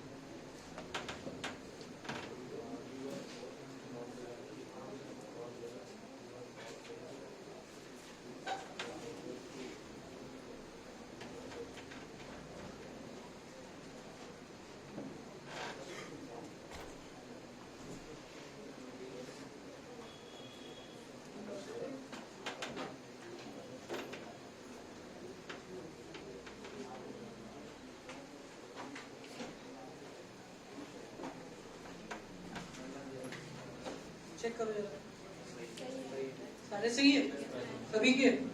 ठीक है बेटा। पहला सेंटेंस था don't insult the poor, negative sentence. Sorry, देखो ये एक सलाह है ना, तुम गरीबों को इंसल्ट मत करो, बाकी तुम्हारा अपना है, मैं तुम्हें सलाह कर सकती हूँ, है ना, ऑर्डर नहीं है बेटा। मैंने कहा लेट द पुअर, तो let the poor not be insulted, ठीक। दूसरा, the poor should not be insulted, ठीक। थर्ड था यू आर फॉरबेड, फॉरबेड का मतलब होता है मना करना। जब फॉरबेड लगता है बेटा तो नॉट नहीं लगता, फॉरबेड का मतलब ही होता है मना करना, फॉरबेड के साथ नॉट नहीं लगता। तो you are forbade to insult the poor, आपने इंसल्ट करने के लिए मना किया। You are advised not to insult the poor. जब ऑर्डर्ड, एडवाइज या रिक्वेस्टेड में कुछ लगता है तो नॉट के साथ टू के साथ वर्ब की फर्स्ट फॉर्म लगाई जाती है। तो बेटा ये सारे इंपरेटिव थे जो नेगेटिव इंपरेटिव अगर होते तो हम लोग यूज करते हैं। Don't plug the flowers, don't plug the mangoes, क्या बनाओगे? Don't plug the mangoes, let the mangoes not be plugged. और बाकी ये तो नहीं बन पाएगा, सलाह तो नहीं बन पाएगी, ये बन पाएगा you are ordered not to plug the mango, या फिर you are forbade to plug the mango. Forbade और नॉट एक साथ नहीं लगता, फॉरबेड का मतलब ही होता है मना करना। क्या बात समझ में आ गई भाई? कोई ऐसा है जिसको ये बात नहीं समझ आई हो? फिर हम लोग आगे चलते हैं लेट के सेंटेंसेस। ये बात सबको समझ आई बेटा? ये एक इंपरेटिव है। इंपरेटिव सेंटेंस वो सेंटेंस होते हैं जो ऑर्डर, एडवाइस, रिक्वेस्ट शो करते हैं, सब्जेक्ट नहीं होता है, ठीक। इंपरेटिव की एक कैटेगरी आती है जो लेट से शुरू होती है।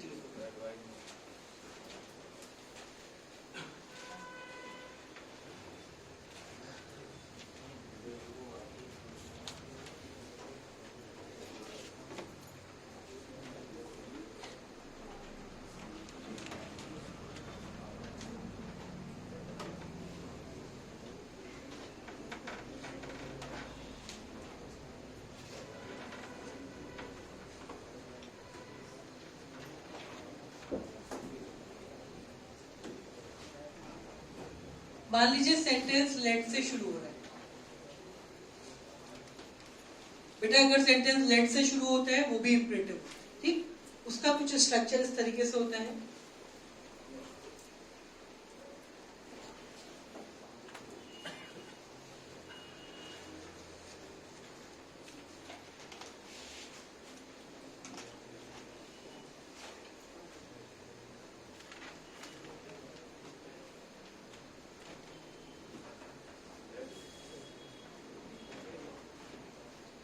बेटा लेट डू नहीं लिखा है, ये लिखा है डायरेक्ट ऑब्जेक्ट, डीओ नहीं है ये है डायरेक्ट ऑब्जेक्ट।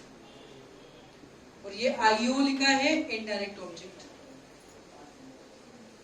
एक होता है, जैसे कभी कभी क्वेश्चन पूछा जाता है ऑब्जेक्ट कितने टाइप के होते हैं, तो there are two types of object, दो तरह के, एक डायरेक्ट ऑब्जेक्ट, दूसरा इनडायरेक्ट ऑब्जेक्ट। डायरेक्ट ऑब्जेक्ट में आता है जितनी भी नॉन लिविंग थिंग होती है। डायरेक्ट ऑब्जेक्ट जो होता है वो नॉन लिविंग में आता है। हाँ, इसके अलावा कोई काम है, ये सब चीजें एब्स्ट्रैक्ट नाउन जो भी होती है।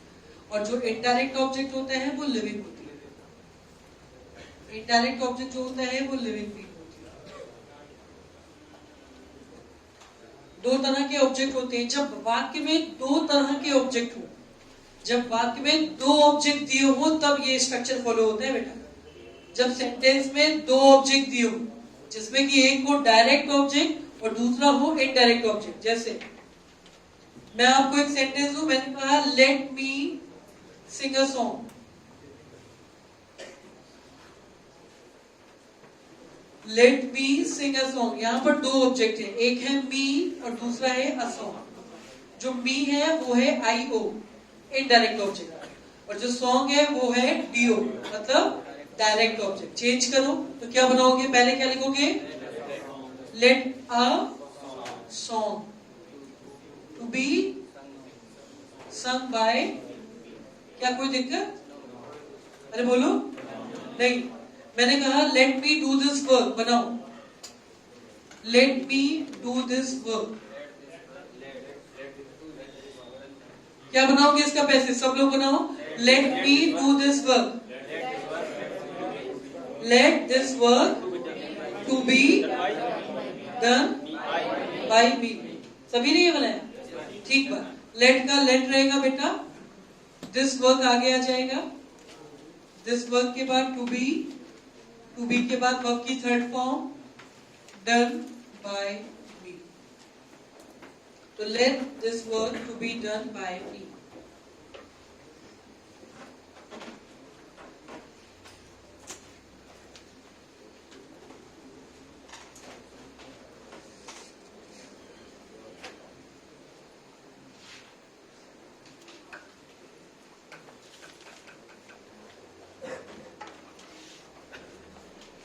इसके अलावा मान लीजिए सेंटेंस ये है लेट मी प्ले।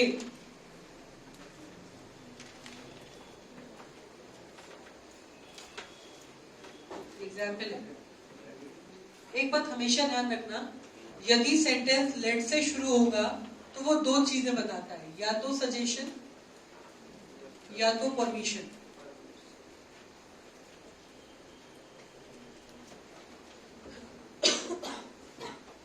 या तो सजेशन बताता है बेटा, या तो परमिशन। जैसे मैंने कहा let me go there, it means मैं आपसे परमिशन ले रही हूं। मैंने कहा let's organize a party, it means हम लोग आपस में सजेशन दें। तो अगर सेंटेंस लेट से शुरू होता है तो वो बताता है या तो सजेशन को या तो परमिशन को।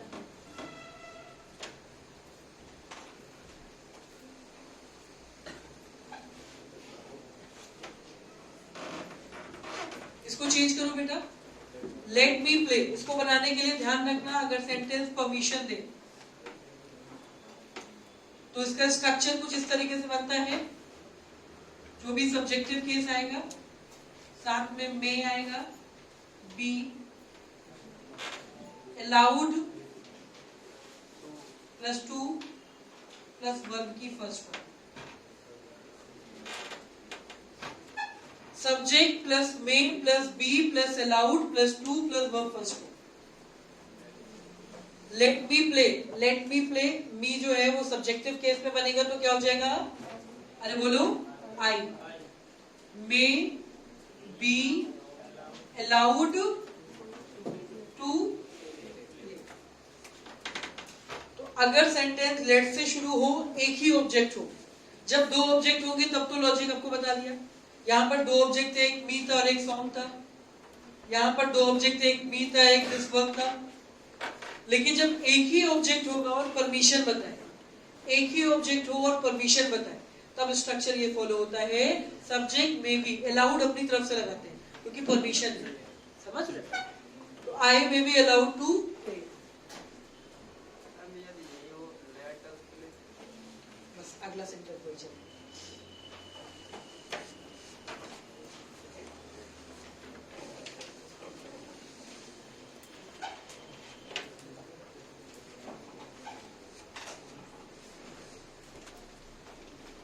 लिख लिया भैया, ये रब कर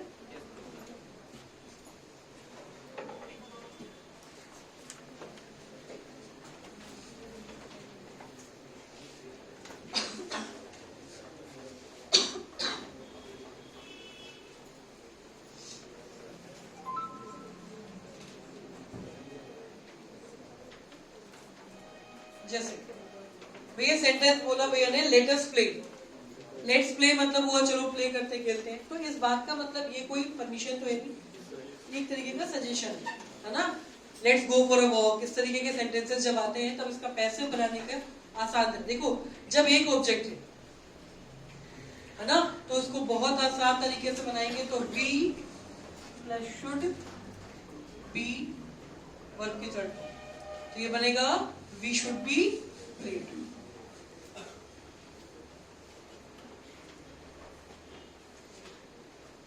ठीक, तो लेट अस अगर ऐसा है, जैसे मैंने कहा let's organize a party,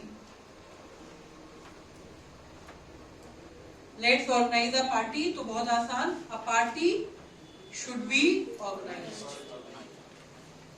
a party should be organized.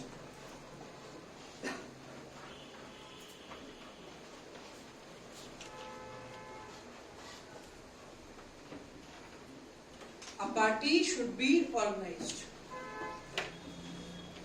अच्छा एक चीज और, एक और है, थोड़ा सा पुराना हो चुका है लेकिन कभी कभी कहीं मिल जाता है, उसको बता ही देते हैं।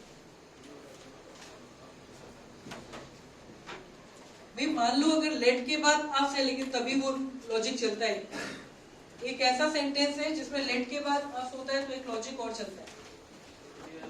जैसे मैंने कहा लेट अस प्ले टुगेदर, एक सेंटेंस है मैंने आपको लेट्स प्ले टुगेदर या लेट्स प्ले कुछ भी ऐसा भी, तो एक तो तरीका ये है, मान लो ऑप्शन में ये वाला नहीं दिया है ना, वी शुड बी प्लेड तो नहीं दिया मान लो ऑप्शन में, तब एक ये भी सेंटेंस बनता है, it is suggested that we should plus verb की first verb as it is पूरा लग जाएगा, लेकिन ध्यान रखना लेट के बाद अस होना चाहिए। उसको बनाने का बहुत आसान तरीका है, कुछ करना ही नहीं है, it is suggested that we should play together.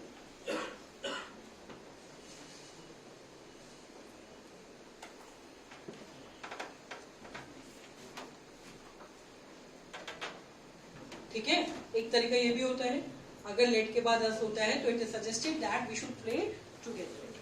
बहुत रेयर मिलता है ऑप्शंस में, ये वाले मिलते हैं, बट वो भी एक रूल चलता है, अगर लेट के बाद अस है तो।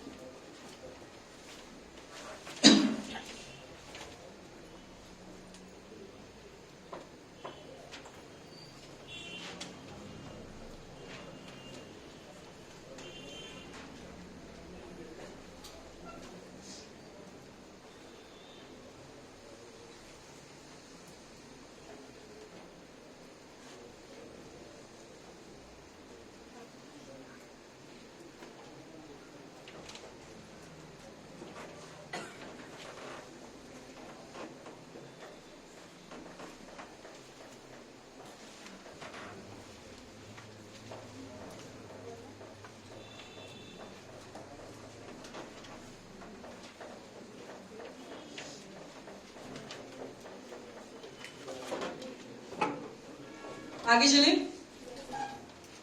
चलो ये तो बात हो गई इंपरेटिव सेंटेंसेस की।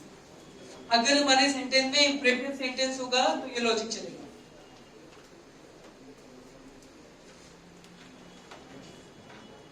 कोई लिख तो नहीं रहा है? मान लीजिए बेटा कभी कभी सेंटेंस में बेयर इन्फिनिटिव आ जाता है, या बेयर इन्फिनिटिव बोल सकते हैं, या फिर ये समझो अगर सेंटेंस में दो वर्ब आ जाते, जैसे मैंने कहा I make him laugh, I make him laugh मतलब मैंने उसे हंसाया, मैंने कहा इसका पैसे बनाओ, एक ये वर्ब है और एक ये वर्ब है, दो वर्ब दिए सेंटेंस में, पैसे हुए बनाना है, आसान है, कुछ नहीं करना। जो सब्जेक्ट है वो लेके आओ, आगे जो हेल्पिंग वर्ब है वो लेके आओ, वर्ब की थर्ड फॉर्म लगाओ, +2 लगाओ, प्लस जो दूसरी वाली वर्ब है वो लगाओ। जैसे he was made to laugh, चाहो तो बाई में लगाओ, चाहो तो ना लगाओ, जनरली नहीं लगता है। जैसे मैंने कहा I show her go, I show हर गो, बताओ, मैंने उसे जाते हुए देखा, बनाओ उसको। आई शो हर गो क्या बनाओगे? She was seen to go. Her को आगे लेके आओगे तो शी, पास्ट इंडेफिनिट है तो she was seen to go. ठीक, आता है एग्जाम में, पूछा वो क्वेश्चन है।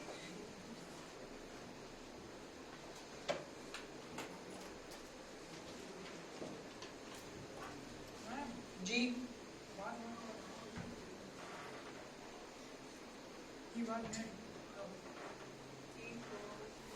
अच्छा सॉरी, यहाँ वॉज नहीं होना चाहिए, यहाँ इज होना चाहिए, क्योंकि मेक लिखा है ना, मेड होता तो he is made to laugh, सही।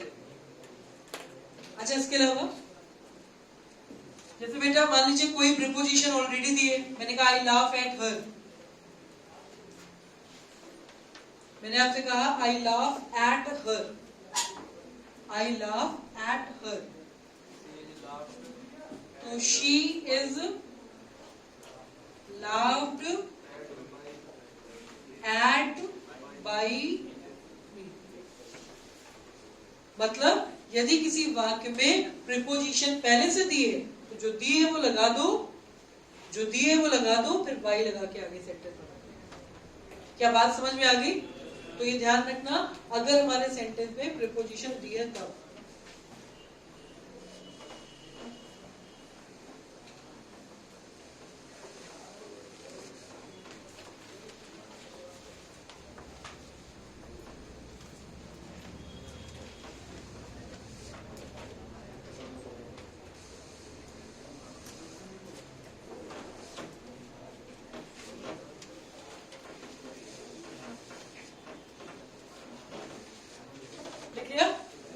आगे चले बेटा, कुछ फिक्स्ड प्रीपोजिशन भी होती है, कुछ फिक्स प्रीपोजिशन होती है, उनका एक चार्ट बना लेंगे ताकि हम लोग, अगर जैसे एक सेंटेंस आया, मैंने कहा आई नो हर, मैंने आपसे कहा आई नो हर पैसिव बनाओ, तो हम लोग बनाएंगे तो यही तो बनाएंगे ना, शी इज नोन बाय मी। लेकिन एग्जाम में इसको गलत माना जाता है, सही माना जाता है, she is known to me, क्योंकि नोन के साथ प्रीपोजिशन टू चलती है, समझ रहे हो? नोन के साथ प्रीपोजिशन टू चलती है, फिक्स्ड प्रीपोजिशन होती है, तो वही हम लोग पढ़ने वाले। कुछ फिक्स प्रीपोजिशन है जिनको बेटा लिख लो, जो अपने साथ पैसिव वॉइस में वर्ब की थर्ड फॉर्म के साथ प्रीपोजिशन अलग अलग लेके आती है। लिखो, सबसे पहला लिखो नोन टू, बेटा ऐसे ऊपर हेडिंग डालो, फिक्स्ड प्रीपोजिशन। एग्जाम में कैसे क्वेश्चन आएंगे वो मैं आपको बता दूंगी।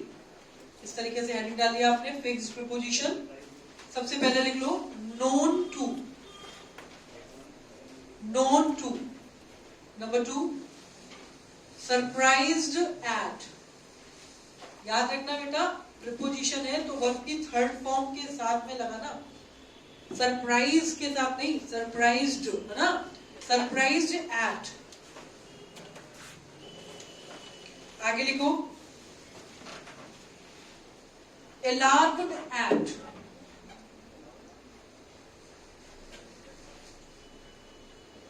Fourth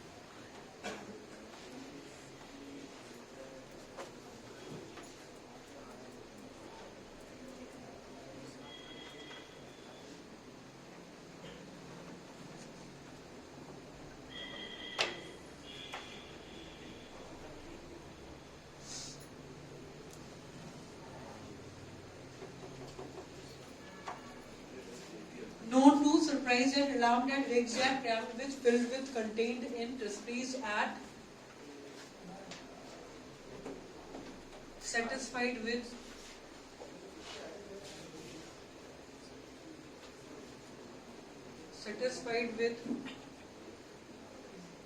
annoyed at,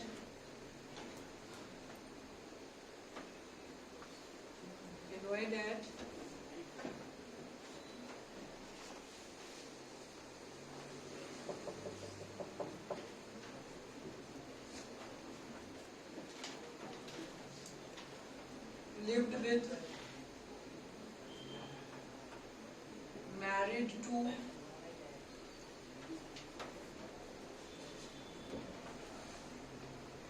married to,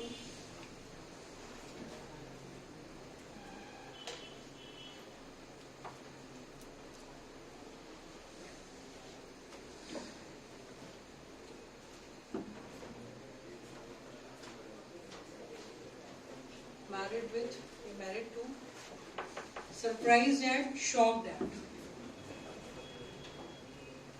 surprised at,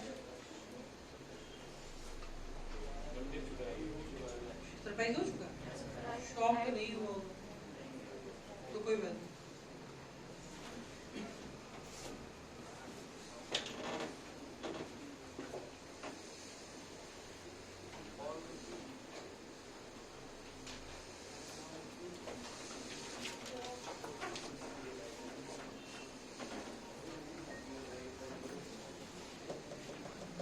tired of, एक और ऐड कर लो, टायर्ड ऑफ,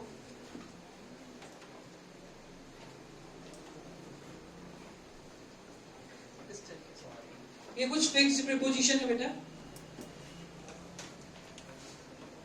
जैसे सेंटेंस मैंने आपको लिखा है, एग्जाम्पल दिया, द बॉक्स कंटेन्स 10 cigars। मैंने कहा द बॉक्स कंटेन्स 10 cigars, मतलब इस बॉक्स में 10 सिगार होती है। The box contains 10 cigars। अब आप देखो कंटेन्ड, कंटेन से तो कोई भी प्रीपोजिशन की जरूरत नहीं है, लेकिन मैं आगे लिखा है कंटेन्ड के साथ क्या लगता है, कंटेन्ड के साथ लगता है इन। तो अब ये बनाएंगे इसका पैसे, तो बनाएंगे 10 cigars are contained in the box। क्या बात समझ में आ गई बेटा? तो ये वो वर्ड्स हैं जो अपने साथ बाई का यूज नहीं करते, अपनी प्रीपोजिशन निजी लेके चलते हैं कि भाई मेरी खुद की प्रीपोजिशन है, हम अपने हिसाब से चलेंगे। लेकिन ध्यान रखना पैसे वाइज। मैंने कहा राम मैरिड सीता, बात खत्म। राम मैरिड सीता कोई प्रीपोजिशन नहीं लगी, लेकिन Ram was married to Sita. अगर पैसे बनेगा तो मैरिड के साथ टू आएगा। ठीक बात।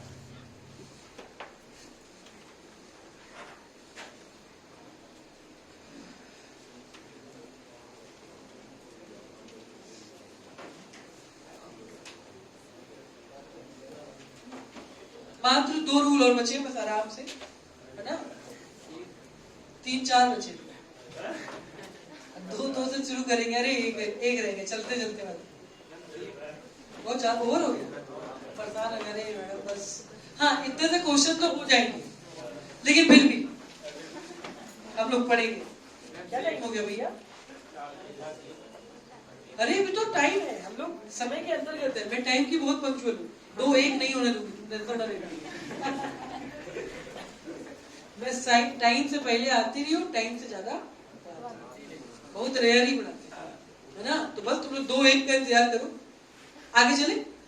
चल इसको रब कर रहे भैया, सबने लिख लिया है? पीछे वाले भैया लोग बस, चलो सही है। अरे पढ़ लो, क्या ही है। ये मत सोच रहे अरे अभी नहीं, फिर कौन सा पेपर आ रहा है, पेपर आएगा तब फिर पढ़ लेंगे, ऐसा नहीं करना। मैंने अपनी चाय तक नहीं पी, तुमको पता है, रख दिए, ठंडी। इंसान को मेहनत दिखती नहीं। सही कह रहा था वरुण। चल बस छोटी सी बात, जल्दी जल्दी चलते चलते। मान लीजिए कभी कभी ऐसा होता है, जैसे मैंने कहा कि people think that the Bihar government is corrupt. The Bihar government is corrupt. Example है, ठीक है, दिल पे नहीं है, भावनाओं पे नहीं आना है.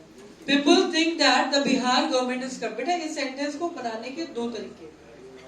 पहला तरीका तो ये हुआ, इसको यहीं पे बदल दो, बाकी सब कुछ एज इट इज. इसको यहीं पे बदलने का मतलब हुआ ऑब्जेक्ट तो है नहीं, तो इट मानना पड़ेगा. It is thought. थिंक की सेकंड फॉर्म थॉट, और बाकी सारी बातें एज इट इज.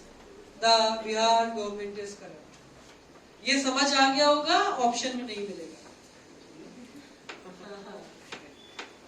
ये समझ आ गया होगा, ऑप्शन में नहीं मिलेगा. ये आसान है, कुछ नहीं करना, दैट के बाद पूरा एज इट इज कर देना और आगे वाले को अपने हिसाब से अपनी जगह पर पैसिव वॉइस बनाना. बेटा दूसरा एक तरीका इसका होता है बनाने का. The Bihar government is to be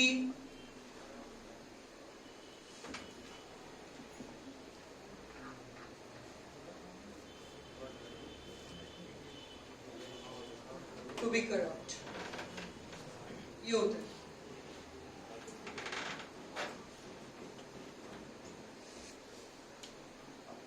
जैसे क्या मतलब है इसका, यहां से बेटा यहां तक की बात को नंबर 1 पे लिखते हैं. तो हमने लिखा था बिहार गवर्नमेंट इज. उसके बाद जो ये वर्ब होती है इसको थर्ड फॉर्म के फॉर्म में दूसरे नंबर पे लिखा जाता है. तो लिखा था Bihar government is thought.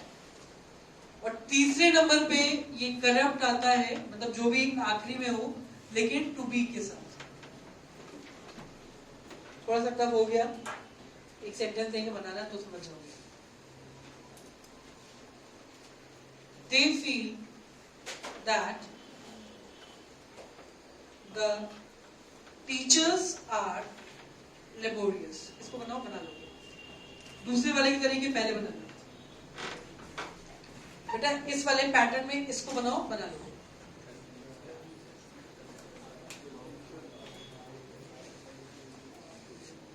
They feel that the teachers are laborious.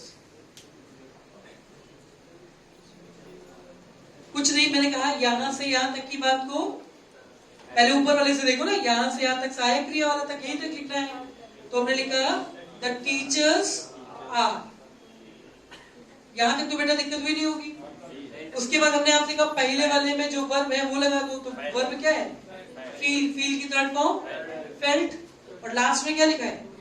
Laborious. तो to be laborious.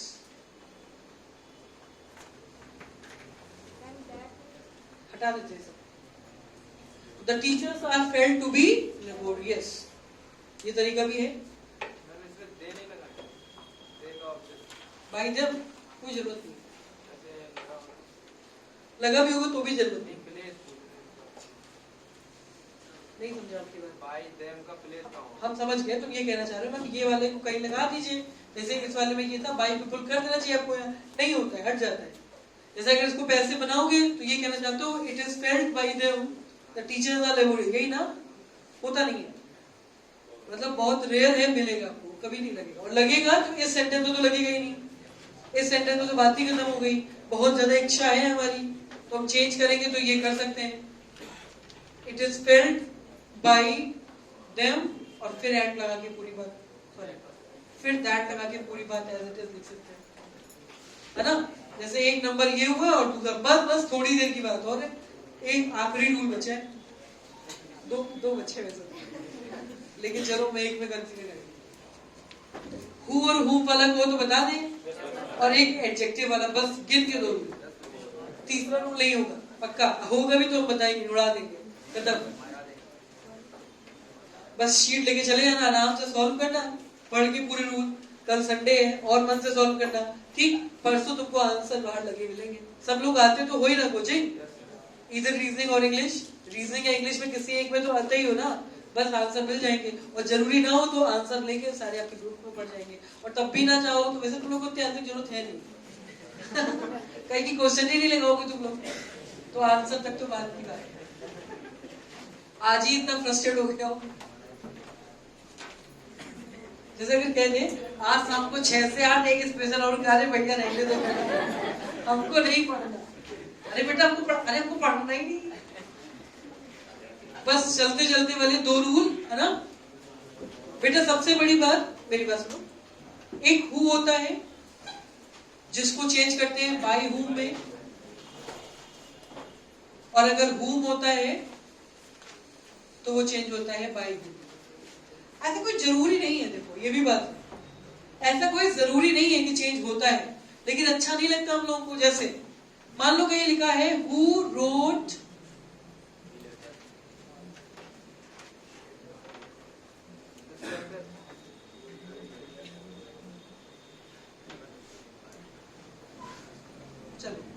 Who wrote Balhans.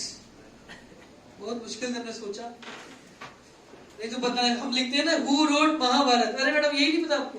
अरे बेटा क्वेश्चन है, मैंने कहा हु रोट बालहंस और ये लास्ट में लगा है क्वेश्चन मार्क।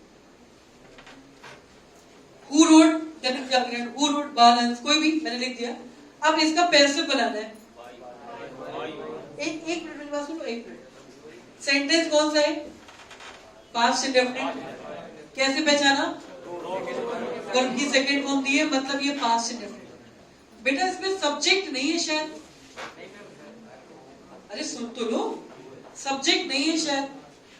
नियम क्या होता है? प्रश्नवाचक शब्द प्लस सहायक क्रिया प्लस कर्ता प्लस मुख्य क्रिया, यही तो होता है। प्लस कर्म नहीं, इंट्रोगेटिव को फ्रेम करते हो तो क्या बनाते हो? प्रश्नवाचक शब्द प्लस सहायक क्रिया प्लस कर्ता प्लस। इन्होंने क्या किया है, इसके बाद सीधा ये दे दिया। इसका मतलब मेरा सब्जेक्ट नहीं था, तभी तो ऐसा किया। और सब्जेक्ट से जोड़ते किसको है? बाद में बाई से सब्जेक्ट जोड़ा जाता है। यही रीजन है कि बाई हम पहले लिख देते हैं कि लो भैया बाई हूं हमने पहले लिख दिया, आखिरी में अलग से लगता। पास्ट इंडेफिनिट चेंज इनटू, ठीक है, by whom was Balhans written, यही तो है, यही तो बनेगा। और तुम्हारी इच्छा नहीं है बाई हूम करने की, तुम्हें आइडिया नहीं था, तो बेटा ये भी बना सकते हैं who was Balhans written by. कोई दिक्कत इसमें भी नहीं है। आखिरी में बाई थोड़ा अकेला सा लगता है, इसलिए उसको पहले ले आए थे हम लोग। या तो ये बना देना या तो ये बना देना, ज्यादातर ये मिलेगा। केवल हु और हुम ऐसे हैं जो अपने साथ बाई लेके आते हैं, बाकी सारे interrogative word as it is रहते हैं। तो बेटा अगर कभी भी कोई इंट्रोगेटिव सेंटेंस की बात हो तो स्ट्रक्चर आपके सामने है। एक सेंटेंस मेरा बहुत मन है, तुम लोग कर दो, दे दें? अच्छा बनाओ, whom are you helping? Sentence है whom are you helping? Whom are you helping?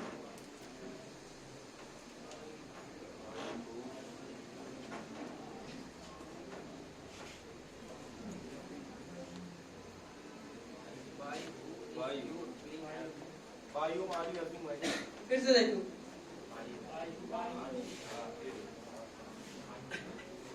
Sentence में क्या नहीं है पहले तो ये बताओ।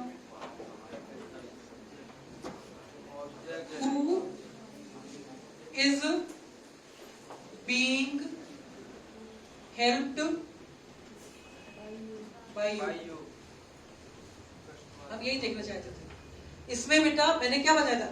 प्रश्नवाचक शब्द, सहायक क्रिया, कर्ता। प्रश्नवाचक शब्द, सहायक क्रिया, कर्ता, मतलब इसमें कर्ता मौजूद था, तो हमने whom को by who में नहीं चेंज किया। समझ आ रही है बात? इसमें कर्ता मौजूद था तो कोई दिक्कत नहीं, इस तरीके से फ्रेमिंग करी है सेंटेंस की। ये भी लिख लो एक तरीके का टाइप। और चलो जो बहुत मन है, एक तुम लोग चेक करना चाहते हो तो लिख लो, बता दो who called you। चलो who called you इसका पैसे बना दो जल्दी से।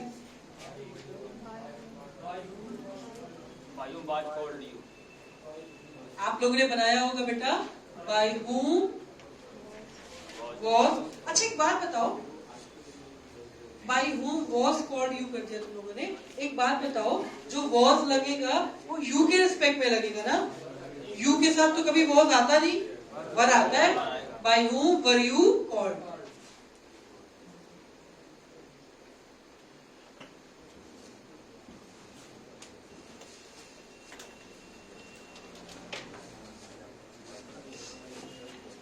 मतलब ज्यादा हो गया, ओवर हो गया तुम लोगों का।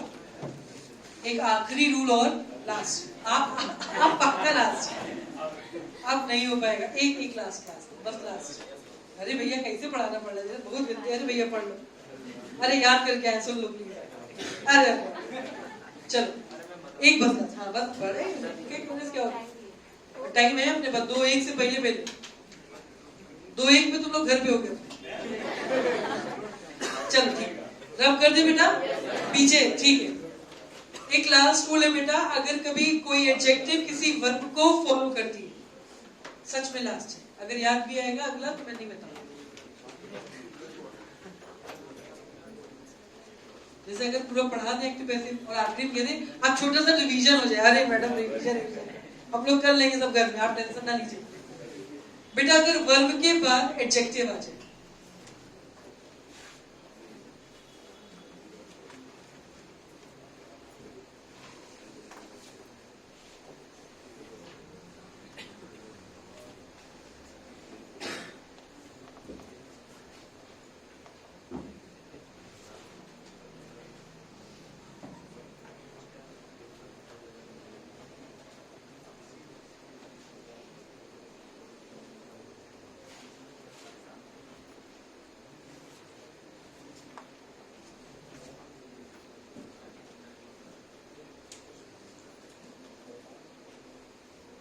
तुम लोग के चक्कर में सब गड़बड़ सड़बड़ हो रहा है।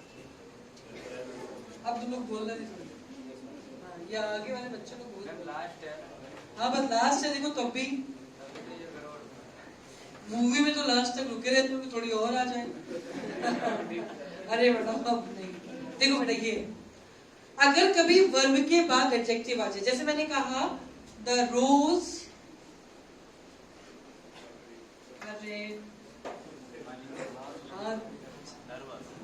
नर्वस, अरे भैया pleasant, the rose smells pleasant, गुलाब जो है बहुत अच्छा महकता है, महकने दो, बनाओ उसको। सब्जेक्ट द रोज, सुन तो लो पहले क्या कह रहा है। द रोज के बाद वर्ब आएगा तो इज लगा दिया, फिर एडजेक्टिव क्या है pleasant, when it is smelled।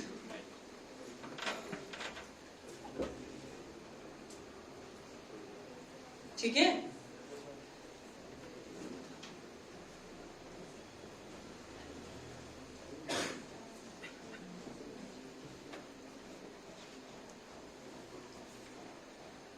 देखो बेटा एक एग्जांपल था, द रोज स्मेल्स प्लीजेंट, तो जो सब्जेक्ट था वो लिखा आपने द रोज, रोज के हिसाब से हेल्पिंग वर्ब एस सही थी तो लगा दी। एडजेक्टिव क्या थी प्लीजेंट, व्हेन आया रोज सिंगुलर था तो इट लगाया, इट के साथ इज, और स्मेल की थर्ड फॉर्म स्मेल। एक लास्ट एग्जांपल दिया हुआ है, दोज मैंगोज टेस्टेड सार, दोज मैंगोज टेस्टेड सार, हॉट एंड सार सुना है ना, नहीं सूप होता है। दोज मैंगोज बनाओ जरा, क्या बनाओगी जल्दी से,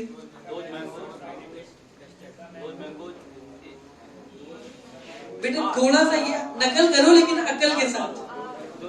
दोज मैंगोज, अरे आ कैसे, वर्ब, वर्ब क्योंकि पास्ट है ना सार है। व्हेन, व्हेन, व्हेन, अरे प्रोनाउन क्या आएगी, व्हेन इट, मैंगो आएगी mangoes, mangoes when they were tested. दिमाग नहीं काम कर रहा, खाना ना खाए नहीं कोई भैया, शीट ले आओ नहीं तो ये वो भी नहीं लेंगे, पक जाएंगे। Those mangoes were sour when they were tasted। दे आएगा बेटा, मैंगोज है ना, अरे बेटा, लिविंग हो या नॉन लिविंग, प्लूरल केवल दो ही चीज होती है, या तो वी या तो दे। अरे कैसे आ सकता है? दोज यहाँ प्रोनाउन का काम कर रहा है क्या? एडजेक्टिव है। दोज मैंगोज पूरा है ना। When those are tasting, नहीं, when they are tasting, सही है। चलो बेटा, आज के लिए इतने लिखते हैं। एक शीट आपको मिल रही है,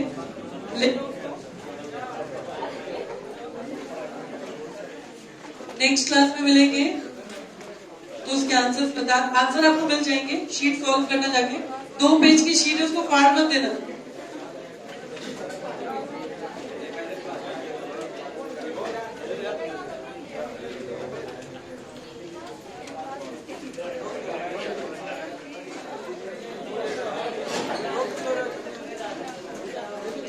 कुछ बोलेंगे खुद ही बोलते। चलो ठीक है, ओके, थैंक यू क्लास।